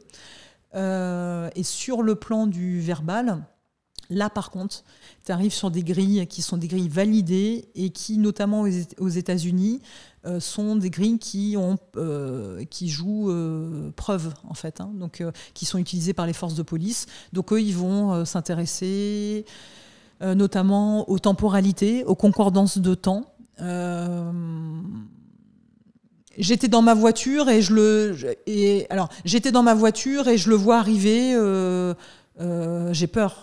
Bah, tu vois, le fait qu'il y ait un décalage, j'ai été dans ma voiture, je le vois arriver, nous, ça nous paraît une phrase normale, mais en réalité, si tu as le traumatisme, tu as subi le traumatisme, j'étais dans ma voiture et je l'ai vu arriver. Enfin, tu vois, tu vas avoir une espèce de plutôt que je le vois arriver. Tu vois, c'est pas tout à fait la même temporalité, ça, c'est des choses, il faut faire attention là-dessus. Sur les démonstratifs aussi. Ah oui, j'étais là... et j'ai vu un couteau. Bah, c'est logique, si tu l'as jamais vu avant, oui, mais j'étais là et j'ai vu ce couteau. Ah bon, mais avant, tu nous as dit que tu n'étais jamais rentré dans la pièce, donc comment tu as fait pour voir le couteau là avant? Donc en fait, voilà, ça va être des aspects comme ça du langage assez fins qui vont pouvoir être utilisés. Donc, mais là, qui ne sont pas analysés en France. Là, tu parlais des États-Unis. Ouais, pour l'instant, en France, c'est pas la même chose. Ouais, on est un peu frileux encore hein, sur ces questions-là. En tout cas, on n'a pas fait appel à moi. Et de manière très concrète, tu vois, par exemple, pendant un entretien d'embauche ou un date ou un repas en famille, est-ce qu'on peut arriver à identifier ce genre de comportement plus ou moins facilement pour savoir où on met les pieds, pour savoir si on est dans une ambiance honnête et sincère ou alors si on est dans une ambiance qui est au contraire malhonnête et potentiellement pas sincère, quoi. Alors après... Ouais, alors ça reste toujours un peu délicat et difficile hein, de donner une liste comme ça, mais on peut s'amuser quand même malgré tout à le faire. Mais moi, s'il y a un truc que je retiens et qui est franchement marche à tous les coups, c'est quand même un truc qui revient, c'est l'adverbe. Le rôle de l'adverbe en langue française, c'est assez extraordinaire. C'est quelque chose qui revient. On s'en rend pas compte. Mais par exemple, tu vois, c'est comme Jacques Chirac. Naturellement, nos essais nucléaires n'ont fait aucun mal à aucun poisson. En fait, le naturellement, donc les adverbes, c'est ces petits mots, outils dont on parlait. Sincèrement. Je te promets que... Alors après, ça dépend aussi un peu de la place de l'adverbe dans la phrase, mais moi, je suis très méfiante par rapport à ça. Et les gens qui vont vouloir te dire à tout prix, non, mais sincèrement, va falloir un peu se poser sur pourquoi il y a une volonté à tout prix... Soit c'est de notre faute à nous parce qu'on a acculé la personne et qu'elle se sent au pied du mur et que du coup elle se sent complètement acculée de toutes parts et donc là il va falloir que donc elle se sent vraiment en panique et donc elle va utiliser cet adverbe-là, mais là c'est de notre faute à nous, c'est-à-dire qu'on n'a pas construit les conditions nécessaires et optimales parce que c'est vrai que ça c'est quelque chose dont on n'a pas parlé, mais pour observer quelqu'un et déduire de son comportement, des gestes ou des mots qu'elle va utiliser, tu es obligé d'établir ce qu'on appelle un étalon, un étalonnage, et que ce soit en situation cool. Donc pas situation stressée, pas en zone rouge, c'est-à-dire une situation lambda où tu vas dire, ah ok, la personne, elle a plutôt tendance à être avec des gestuels d'ouverture, ou plutôt naturellement avec des gestuels de fermeture, mais parce que ça fait partie de sa dynamique de personnalité, où elle va beaucoup sourire, ou pas trop sourire, enfin voilà, toutes ces dimensions-là. On parlera de la testostérone tout à l'heure, mais c'était sur les sourires, justement, pour faire un peu de lien quand même avec les gens qui te suivent et le sport. Mais c'est vrai que le rôle de l'adverbe, donc voilà, on essaye de toujours créer les bonnes conditions. Et donc quand tu es dans de bonnes conditions et que tu as des adverbes, souvent ça marche bien de dire « Ah oui, oui !» Alors, tu avais un entretien d'embauche et partout où je suis passée, ça s'est relativement bien passé. Tu as envie de dire, ok, parle-moi des fois où ça s'est pas bien passé. En tant que recruteur, c'est plutôt ça qui m'intéresse. Donc moi, voilà, je serais d'avis. Voilà, exactement. Donc tous ces petits mots qui se terminent par ment, justement, M-E-N-T, il faut faire, ça doit quand même mettre un peu la puce à l'oreille. Et moi, je trouve ça génial parce que les gens n'ont pas forcément conscience, mais en tout cas, c'est de la matière où c'est une ouverture à aller creuser quelque chose. Donc quand il y a 2 jours, quelqu'un m'a dit, franchement, Nassim, t'as pris du muscle, hein. je devrais peut-être me poser des questions, c'est ça. Franchement, Nassim, ton nouveau jean est super beau. Ah ouais. Ou alors, en tous les cas, ça raconte autant. Alors, ce que je trouve génial aussi, c'est vrai que là, on l'a pas trop dit, mais le langage, et moi, je suis la première à l'expérimenter, raconte au moins autant de nous que de l'autre. Donc, franchement, Nassim, t'as pris du muscle. C'est vrai que, voilà, c'est un peu. Moi, j'aurais aimé être là et interroger et tout, parce que souvent, moi, je prends la balle au bon et je dis ah ouais, t'es vraiment sûr et tout. Allez, dis-le que t'es pas d'accord et tout ça. Ou alors, j'interrogerai aussi beaucoup sur la personne de ah ouais, parce que t'as du mal toi en ce moment, non, ou en tous les cas, c'est peut-être parce que pour lui aussi, c'est vraiment un gros sujet de préoccupation pour lui. Enfin, t'as toute cette dimension là aussi de l'altérité à l'autre, de en fait, je dis quelque chose à quelqu'un, mais en fait, en disant quelque chose à quelqu'un, je parle autant de moi que de lui. Donc peut-être que lui se raconte des histoires avec ses méthodes, ses trucs et tout, et qu'il pense qu'il prend en muscle, mais qu'en fait il se passe rien. Voilà. Peut-être qu'il se ment à lui-même. Enfin voilà, tu vois, t'as toute cette dynamique là là-dessus aussi qui pourrait être intéressante. Ah ouais, donc il n'y a pas juste la première dimension que peut-être il m'a dit ça. Exactement, que peut-être il se ment à lui-même aussi. Voilà, c'est possible. J'espère que c'était le cas. J'espère avoir pris un peu de muscle quand même. Après tant d'années de musculation. Mais à un moment donné, il va falloir s'arrêter, Nassim. Tu vas aller jusqu'où là comme ça? Je prends plus de muscle de toute façon. C'était peut-être juste pour me. C'est la sèche qui varie, c'est ça? Oui, voilà, c'était peut-être pour me brosser dans le sens du poil. Enfin bref. La testostérone? Oui, qu'est-ce qui s'est passé avec la testostérone? Non, mais ça m'a fait sourire parce que. On disait ça en off avant de commencer le podcast. Oui, puis moi, je relisais un peu ce que j'avais écrit et je me disais, mais attends, comment je vais faire du lien avec la muscu et voilà, parce que tu m'avais pas dit ce dont on allait parler. Enfin, tu m'avais dit que ça allait traiter de mon sujet d'expertise, mais je savais pas plus. Donc, je me suis dit, bon, comme une bonne élève, j'ai bien relu un peu tout ça. Je me suis réémergée dans ce que j'avais pu écrire. Après, pour tout dire, ceux qui écoutent le podcast, peut-être qu'il y en a qui font même pas de musculation. Ah, c'est vrai? Peut-être, ouais. Alors, c'est vrai qu'il y a pas mal ma communauté de la muscu qui est venue me suivre sur Là On Discute, mais je serais presque persuadé, si jamais c'est le cas, dites-le nous en commentaire sur YouTube. Mais du coup, l'histoire avec la testostérone, voilà, parce que ça m'intrigue. Je me suis dit, ça m'a fait sourire parce que je retombais sur une étude où tu avais quand même un lien qui était montré entre le taux de testostérone dans le corps et la manière d'occuper l'espace. Donc, plutôt le côté conquérant qui ressort beaucoup, le fait de faire des grands gestes, d'avoir souvent l'occupation de l'espace. Alors là, chez les hommes, mais bon, toi ça va, tu le fais pas trop, mais le manspreading, c'est quand même un truc qui est fou, quoi. Les mecs ils sont là comme ça et ils te font croire que c'est lié à la taille du paquet alors que ça n'a rien à voir du tout. Non, c'est du bullshit. Il pourrait très bien recevoir un peu les gens. Il pourrait très bien. Donc ça c'est du bullshit. Mais potentiellement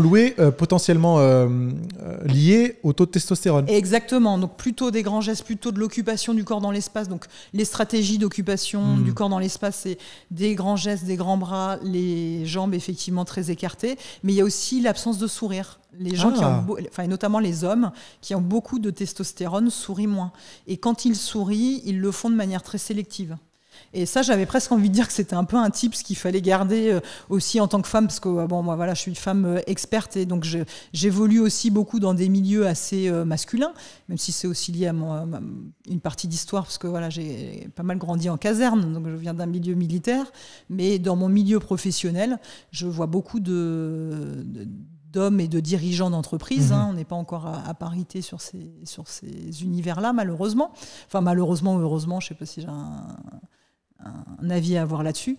Mais en tous les cas, c'est vrai que je me disais, moi qui suis, justement, on l'avait dit, plutôt super souriante, naninana, tu vois, je me dis, si je veux imposer un peu plus aussi, ce que je peux savoir faire par ailleurs, mais si je veux encore plus en mettre une goutte, finalement, le fait de pas forcer, mais j'ai beaucoup de mal à ça, parce que tu as les neurones miroirs qui s'activent, et donc le fait de moins sourire, ou en tous les cas de sourire de manière un peu plus sélective, voilà. Et du coup, le sourire sélectif, il serait lié aux personnes à qui on serait un peu plus attaché ou avec qui on a plus d'atomes crochus entre guillemets? Non, dans le cadre de la... Non, c'était plutôt sur des logiques d'alliance et des logiques comportementales. T'es plutôt sur ces dynamiques-là. Mais en fait, ce qui est très difficile, tu vois, c'est que là, quand je commence à dire oui, il faudrait que je fasse ça, en fait, je rentre dans l'impasse qu'on évoquait un peu avant, où je disais il faut éviter de faire ça. C'est-à-dire que oui, on veut toujours s'améliorer, on se dit toujours ça serait tellement mieux si j'étais comme ci, comme ça. Mais en fait, tout ça est de l'ordre de l'inconscient. Donc moi, même si je commence je sais pas si ça va avoir, tu vois, si ça peut être juste de le faire, c'est même pas sûr en fait. Mais parce que en fait, tu vois, si tu commences à calculer les sourires que tu fais ou pas, ta vie elle devient un peu compliquée quand même. Mais en tous les cas, les études montrent qu'il y a quand même cet aspect-là. Même si je garde en tête aussi une autre étude qui est celle d'Amy Cuddy. Ça, vous en avez sans doute entendu parler, mais sur les postures de pouvoir, donc les mains sur les hanches, posture Wonder Woman ou posture Superman, où tu restes comme ça, donc les pieds bien ancrés au sol, écartement des jambes un peu plus que le bassin. C'est la power pose, quoi, c'est ça. La power pose, exactement. Et donc, en fait, 2 minutes de cette posture-là, elle a montré que tu avais un changement du taux de testostérone dans le sang. Donc, de 15 à 20% selon les individus. Désolé de te couper. On en avait parlé d'ailleurs, je crois. Je l'avais pris en exemple dans une vidéo sur la testostérone, je pense, d'ailleurs. Exactement, c'est ça. Tu en as fait une dernière qui dure 15 minutes, qui est assez courte. Je crois que c'est dans celle-ci. Il y a de fortes chances que ce soit le cas, ouais. Et c'était sur la TRT, justement, non? C'était pas ça. Alors, celle où j'ai parlé de la TRT, elle est assez récente, effectivement. Ouais. Et celle où je parlais de la power pose, elle est un peu plus ancienne. Ok, donc j'ai dû faire... Donc ça, c'est avéré. Oui, c'est tout à fait avéré. Alors, tu as d'autres chercheurs qui ont repris en disant non, Amy tu te trompes, c'est pas vrai, etc. Parce qu'ils l'ont reprise, parce que c'est ça, l'idée d'une étude reprise en laboratoire, et c'est pour ça que tu t'assois beaucoup dessus. Bien sûr. Et que tu adores comme moi, parce que voilà, c'est. Ça veut pas dire que tout ce qui est hors laboratoire est mauvais. Ou n'a pas valeur, mais c'est vrai que quand tu veux des données chiffrées, c'est toujours plus intéressant. Et donc, eux, ils ont repris. Avec des populations différentes, ils ont refait, etc. Mais il y a quand même... Donc ils disent non, Amy Cuddy, c'est pas vrai, tu as menti. Mais en réalité, elle a pas tout à fait menti parce que eux, ce qu'ils trouvent quand même un changement. Mais on est plutôt aux alentours de 5%. D'accord. Pour les détracteurs. Mais bon, je trouve que c'est quand même intéressant. Tu as quand même du changement. Il y a quand même une incidence. Ouais, exactement, il y a quand même une incidence. Intéressant cette histoire de testostérone. Donc il faudrait que tu sois en power pose.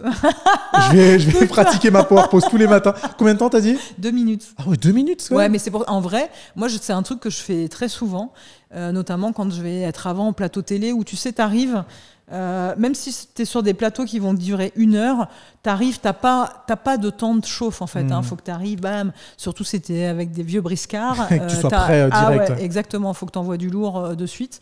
Donc moi je la fais. Donc les gens ils savent pas pourquoi, mais moi je suis comme ça en coulisses et j'attends de passer. Mais hop, je suis souvent comme ça.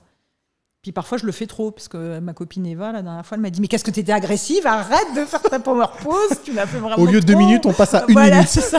Comme ça, il y aura un peu moins d'agressivité.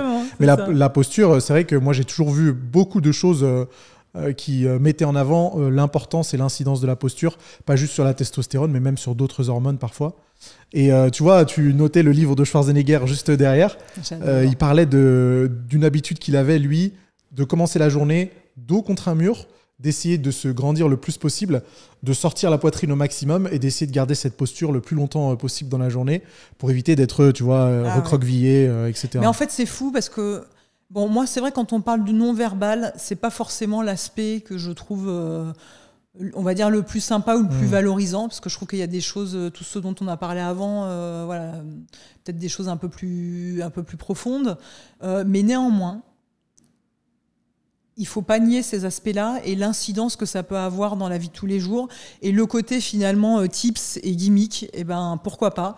Et d'autant plus que, alors là je pense notamment à Tony qui était mon prof d'hypnose, de speed hypnose. Parce que là c'est génial, hein. Là tu utilises les mots et tout, la gestuelle aussi pour mettre les gens en transe, donc tout ça c'est un aspect aussi passionnant. Ben, lui il est par ailleurs thérapeute et en fait il a trouvé un truc imparable, et notamment sur ces sujets victimes de dépression.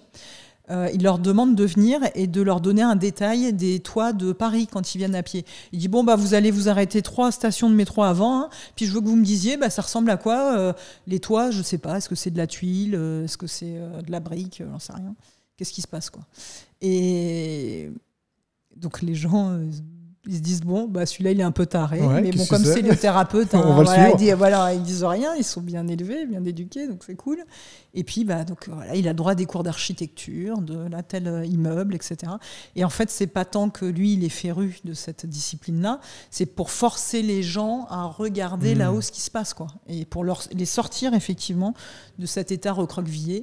Et j'ai ma copine Huguette qui fait de la danse, et elle, voilà, effectivement, elle dit, mais attends, tu rentres dans une pièce, voilà, faut que il se passe quelque chose. Et elle, la danse l'a beaucoup aidée là-dessus. Donc, c'est pas si anecdotique. Moi, au début, voilà, je me suis dit, ouais, allez, bon, mais ça, c'est l'aspect du non-verbal, un peu type, c'est tout. Mais en réalité, c'est assez documenté, effectivement, et c'est pas si anecdotique que ça. C'est comment ta posture change ton état d'esprit, et on le sait maintenant. Il y a un vrai lien entre les deux. Les gens qui font des arts martiaux n'ont pas du tout besoin d'être convaincus là-dessus. Et c'est vrai que moi, un autre aspect que j'ai trouvé passionnant quand j'ai fait la linguistique et qui est souvent nié et qui pour moi est fondamental, c'est que et que c'est un mythe que je débunk de suite, c'est on te dit ouais, les gestes ça va être super, je vais faire un discours et donc je vais préparer mon discours et je vais faire des grands gestes comme ça grandiloquents et puis en fait quand tu fais ça, c'est parce que tu considères que la gestuelle elle est rhétorique et donc ça, c'est qu'un tout petit aspect de la gestuelle. En réalité, la gestuelle, elle est aussi cognitive, c'est-à-dire qu'elle est le reflet de notre activité cognitive. C'est pour ça que finalement, quand tu changes ta posture, quand tu te grandis, plutôt que de te mettre rabougri, eh ben, il se passe quelque chose d'autre aussi dans ton esprit. C'est parce qu'il y a un vrai lien direct entre nos gestes et notre cerveau.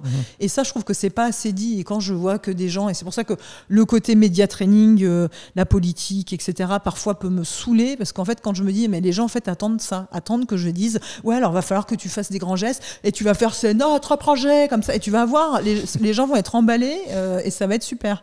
Non, tu peux pas réduire à ça, tu vois, le discours. Et donc, heureusement, il se passe d'autres choses. Mais c'est aussi lié au fait que nos gestes, ils sont beaucoup plus profonds que ce qu'on imagine.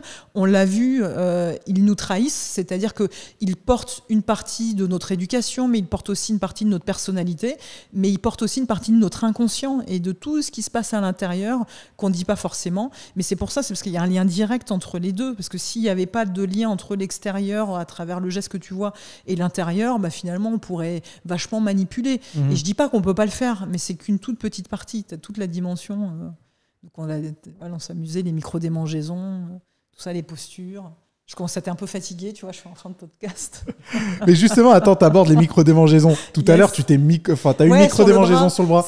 Moi, j'en ai sur le visage depuis tout à l'heure. Qu'est-ce qui se passe? Est-ce que c'est toi, Elodie? Non. C'est les moustiques lyonnais. Qu'est-ce qui m'arrive? Ouais, ils sont violents en plus, ces moustiques lyonnais. Mais ceci dit, pas qu'il y en a plus cette année que les années précédentes. Ouais. C'est une catastrophe. Voilà, à Bordeaux aussi, je crois. Et en fait, on se touche beaucoup sans forcément le savoir. Je revenais sur cet aspect, on est des animaux grégaires et finalement, voilà, on est un peu comme des chimpanzés ou d'autres. Mais ils nous ressemblent beaucoup parce que c'est vrai, quand tu vas aux zoos, tu les vois, ils s'épouillent beaucoup, ils se regardent, etc. Mais en fait, nous, on le fait de manière plus discrète, mais c'est aussi des choses qu'on fait. Quand on serre la main, on tapote, ah salut, ça va. En fait, déjà, entre nous, on se touche beaucoup et puis soi-même, en fait, on se touche pas mal. Mais ces micro-démangeaisons, elles sont inconscientes. Complètement. Et elles sont normales. Et effectivement, on va dire que ça arrive au moins une fois toutes les 2 minutes 30 à peu près. Donc pendant le Covid, c'était un cauchemar, parce qu'on me disait, faut pas faire ci, faut pas faire ça, faut pas toucher les poignets. Donc c'était un peu dur. Mais c'est pas synonyme d'un état mal à l'aise ou de quoi que ce soit. Alors Philippe Turchet, c'est intéressant parce que lui, il a fait tout un travail de classement et de recenser les micro-démangeaisons. Donc là, tu arrives sur un travail qui te plairait bien parce que tout est classé, tout est hiérarchisé. Et tu commences à bien me connaître. Donc là, ça te plairait beaucoup parce qu'il s'est amusé à regarder un peu le long du corps, mais qu'est-ce que ça raconte. Alors par ailleurs, il y a d'autres ressources scientifiques qui existent beaucoup sur le sujet. Le chiffre que je te disais de 2 minutes 30 sort pas du chapeau, il est ressourcé. Donc tu as quand même pas mal d'études qui montrent que oui, en fait, quand tu as de la micro-démangeaison, donc on parle bien d'une démangeaison qui arrive alors même qu'il n'y a pas d'explication extrinsèque, à savoir une piqûre de moustique ou autre, mais quelque chose qui survient au cours d'une conversation et qui renverrait à un état d'esprit intérieur. C'est vrai que ces études-là montrent que on a plutôt tendance à se micro-démanger quand il y a un petit level de stress quand même, quand il y a quelque chose qui se passe ou quand tu es en surcharge cognitive. C'est-à-dire qu'en fait, tu penses à autre chose dans ta tête à ce moment-là. Et donc, en fait, tu as plusieurs informations à traiter. Et c'est un peu ce qui s'est passé pour moi tout à l'heure. C'est-à-dire que je dois gérer à la fois ce qui se passe là, mais en même temps ce à quoi je suis en train de penser, que j'ai pas envie d'oublier, que je dois traiter après. Et du coup, j'ai dit micro-démangeaison du bras. Et je sais plus par contre sur quel sujet c'était. Du coup. Je sais plus non plus. Mais oui, c'est ça. Je crois que c'est quand je parlais de politique et langue de bois. Non, je sais plus. Bon, voilà. Ben là, c'est plutôt le bras. On va dire que symboliquement, c'est l'envie d'agir, prendre à bras le corps. Comme quoi, l'exercice du podcast, de voir avoir quelque chose de dire quelque chose qui a du sens, de penser à la suite, ça peut toujours être source de. Ah, c'est challengeant, c'est clair. Mais en plus, surtout quand tu es sur des sujets, tu parles du corps, tu parles des gestes. Et moi, de suite, si tu veux, j'ai pas envie d'arriver comme la personne qui donne des leçons. Alors, quand tu fais ci, c'est génial, mais quand tu fais ça, qu'est-ce que c'est mal? Puis en plus, les gens, du coup, après, ils vont te regarder que ça si tu le fais et tout. Mais non, je suis un être humain. Mais par contre, j'ai appris des trucs et donc c'est cool quand tu peux transmettre. Mais carrément. Et tu vois, tu disais que les micro-démangeaisons, c'était peut-être aussi la crainte d'avoir oublié quelque chose. Est-ce que tu penses avoir oublié quelque chose dans ce que tu nous as dit aujourd'hui? Ah, c'est bon ça. Ah. Arrête. Ça suffit, arrête. Ah, j'adore. Non, mais très belle transition. Merci. Tu étais fait pour être podcasteur, en fait. Tu penses? Ah oui, c'est sûr. Mais il y a eu une micro-démangeaison, hein, t'as vu? Ouais, mais moi aussi. Tu vois. Ah, toi, tu l'as fait plutôt à un doigt, c'est rigolo, parce que généralement, les gens, ils font plutôt comme ça. Ouais, en plus, c'est le nez depuis tout à l'heure, donc vraiment, ouais, alors, tu le vois... nez, c'est vrai qu'alors par rapport à ces travaux-là que je citais, ce qui est intéressant, c'est que le nez, souvent, t'as quand même une dimension symbolique de je me ferme une narine ou deux. Ça craint un peu quand même. Là, t'es sur la zone, ça craint le nez. C'est assez rigolo. Donc, c'est assez sympa. Ça, c'est un autre truc aussi. Je montre pas mal de vidéos là-dessus parce que c'est assez chouette. C'est une belle zone, en tout cas, qui est très expressive, qui renvoie beaucoup à nous-mêmes, en fait. Hein. J'ai un ami, d'ailleurs, il disait, Stéphane, si tu nous écoutes, il donnait des formations comme ça aussi, parce que lui, il fait du non-verbal aussi, les conférenciers, pareil, sur cette... question-là. Et il disait un jour, il a eu un problème de chauffe-eau et il n'a pas pu se doucher pendant 2 jours. Et c'était 2 jours où il était en contact avec des gens, quoi. Et il s'est rendu compte que pendant 2 jours, il mettait tout le temps ses mains comme ça. En fait, il se cachait, quoi. Ouais, donc en fait, tu vois aussi la dimension symbolique de certaines zones. Effectivement, le bras, c'est peut-être plus mécanique, donc c'est plus lié à l'action. Le nez, vraisemblablement, tu es plus sur... C'est quand tu as un peu de stress par rapport à une interface qui est liée à ton image de toi aussi que voilà, là, ça craint un peu là. C'était probablement le cas pour ça. Pourtant c'était une belle transition, donc je vais y répondre. Oui, réponds-y s'il te plaît, Elodie, au lieu de m'analyser de la tête aux pieds, il y en a marre. Alors, qu'est-ce que je pourrais avoir oublié de dire? Mais en tout cas, pour rebondir sur ce que tu disais, on a bien compris que ton objectif et ton rôle, c'était pas de dire que les choses étaient étaient bonnes ou mauvaises, et qu'au contraire, c'était plutôt de nous faire comprendre les mécanismes et de comprendre les rouages un petit peu de la machine. Oui, si un autre sujet, mais peut-être là c'est encore en cours de maturation. Testostérone encore? Un peu, tu vois.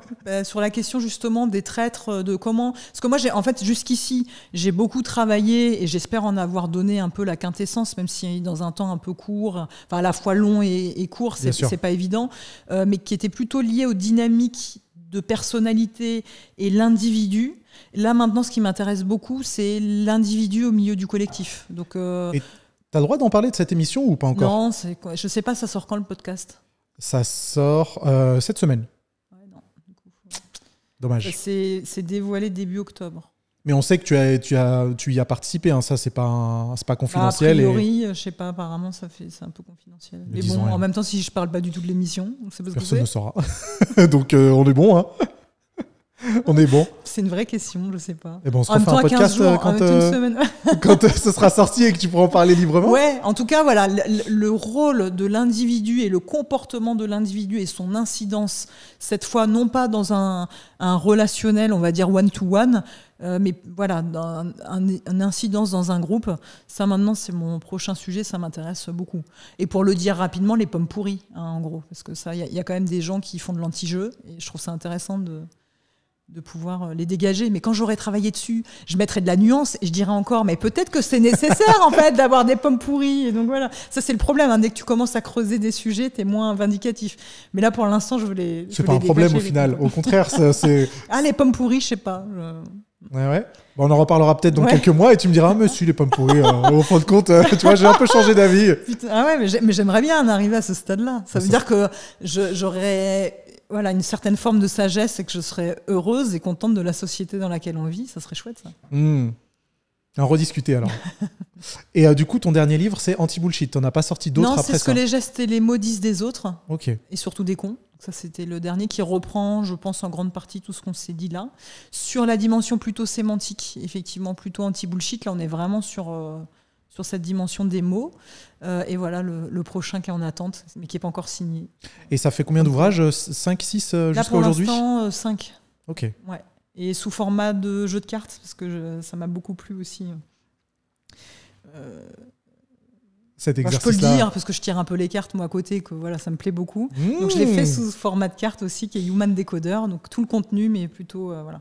Plutôt sous une forme ludique où tu peux essayer de décrypter un petit peu les comportements, etc. Ouais, tout à fait. Voilà. Super intéressant. On regardera ça tout en détail, de toute façon. Avec plaisir. Élodie, je laisserai toutes les infos dans la description. Oui, puis je t'envoie le lien pour le test aussi. Ah ouais, avec grand plaisir. Ouais. On laissera ça sur YouTube. Et tu sais, le podcast, il est aussi sur Spotify et Apple Podcast. On a la possibilité de laisser des liens là-dessus aussi. Donc, super. Pour tous ceux qui sont intéressés. Si les gens arrivent à 3000, ça va me faire péter là. Donc, voilà. Mais c'est pas grave. Je m'arrangerai. Ah ouais. Mais je pense que j'ai un nombre. Ouais, je pense que j'ai un nombre. On va voir si t'es très suivi ou pas, comme ça, je te dirais. Si je te dis j'ai explosé le truc, c'est que vraiment le podcast. S'il vous plaît, faites exploser tu parles de ton site, hein. Faites exploser le site Élodie. Ouais. Comme ça, tu m'en voudras, mais pas trop non plus. Je me dirais, c'est parce qu'il a du succès, Nassim. Ah, ça serait un peu sympa quand même. Hein. En tout cas, c'était un plaisir de te recevoir, Élodie. Je sais pas pendant combien de temps on a parlé, peut-être une petite heure 30, un truc comme ça, non? Ouais, déjà, hein, tu vois, ça passe vite. Non, mais moi, je peux être très bavarde en plus. Mais c'est parfait, hein, et on a l'impression d'avoir discuté pendant 3/4 d'heure. Donc, c'était un grand plaisir. J'espère que ça vous a plu, les amis. Si c'est le cas, comme d'hab, tu sais, sur YouTube, on s'abonne, on met un petit pouce en l'air pour manifester son intérêt pour le podcast. Et puis, j'espère qu'on pourra continuer la discussion une prochaine fois. Avec grand plaisir. Les pommes pourries. Les pommes pourries. Promis. Allez, à bientôt. À bientôt, merci. Merci beaucoup d'avoir visionné ce podcast complet avec Élodie. Je vous laisse un autre podcast qui s'affiche sur l'écran, celui avec Julien Kim. On a parlé de confiance en soi, on a parlé d'intelligence émotionnelle. Je suis sûr que ça vous intéressera beaucoup. Donc, n'hésitez pas à aller le visionner.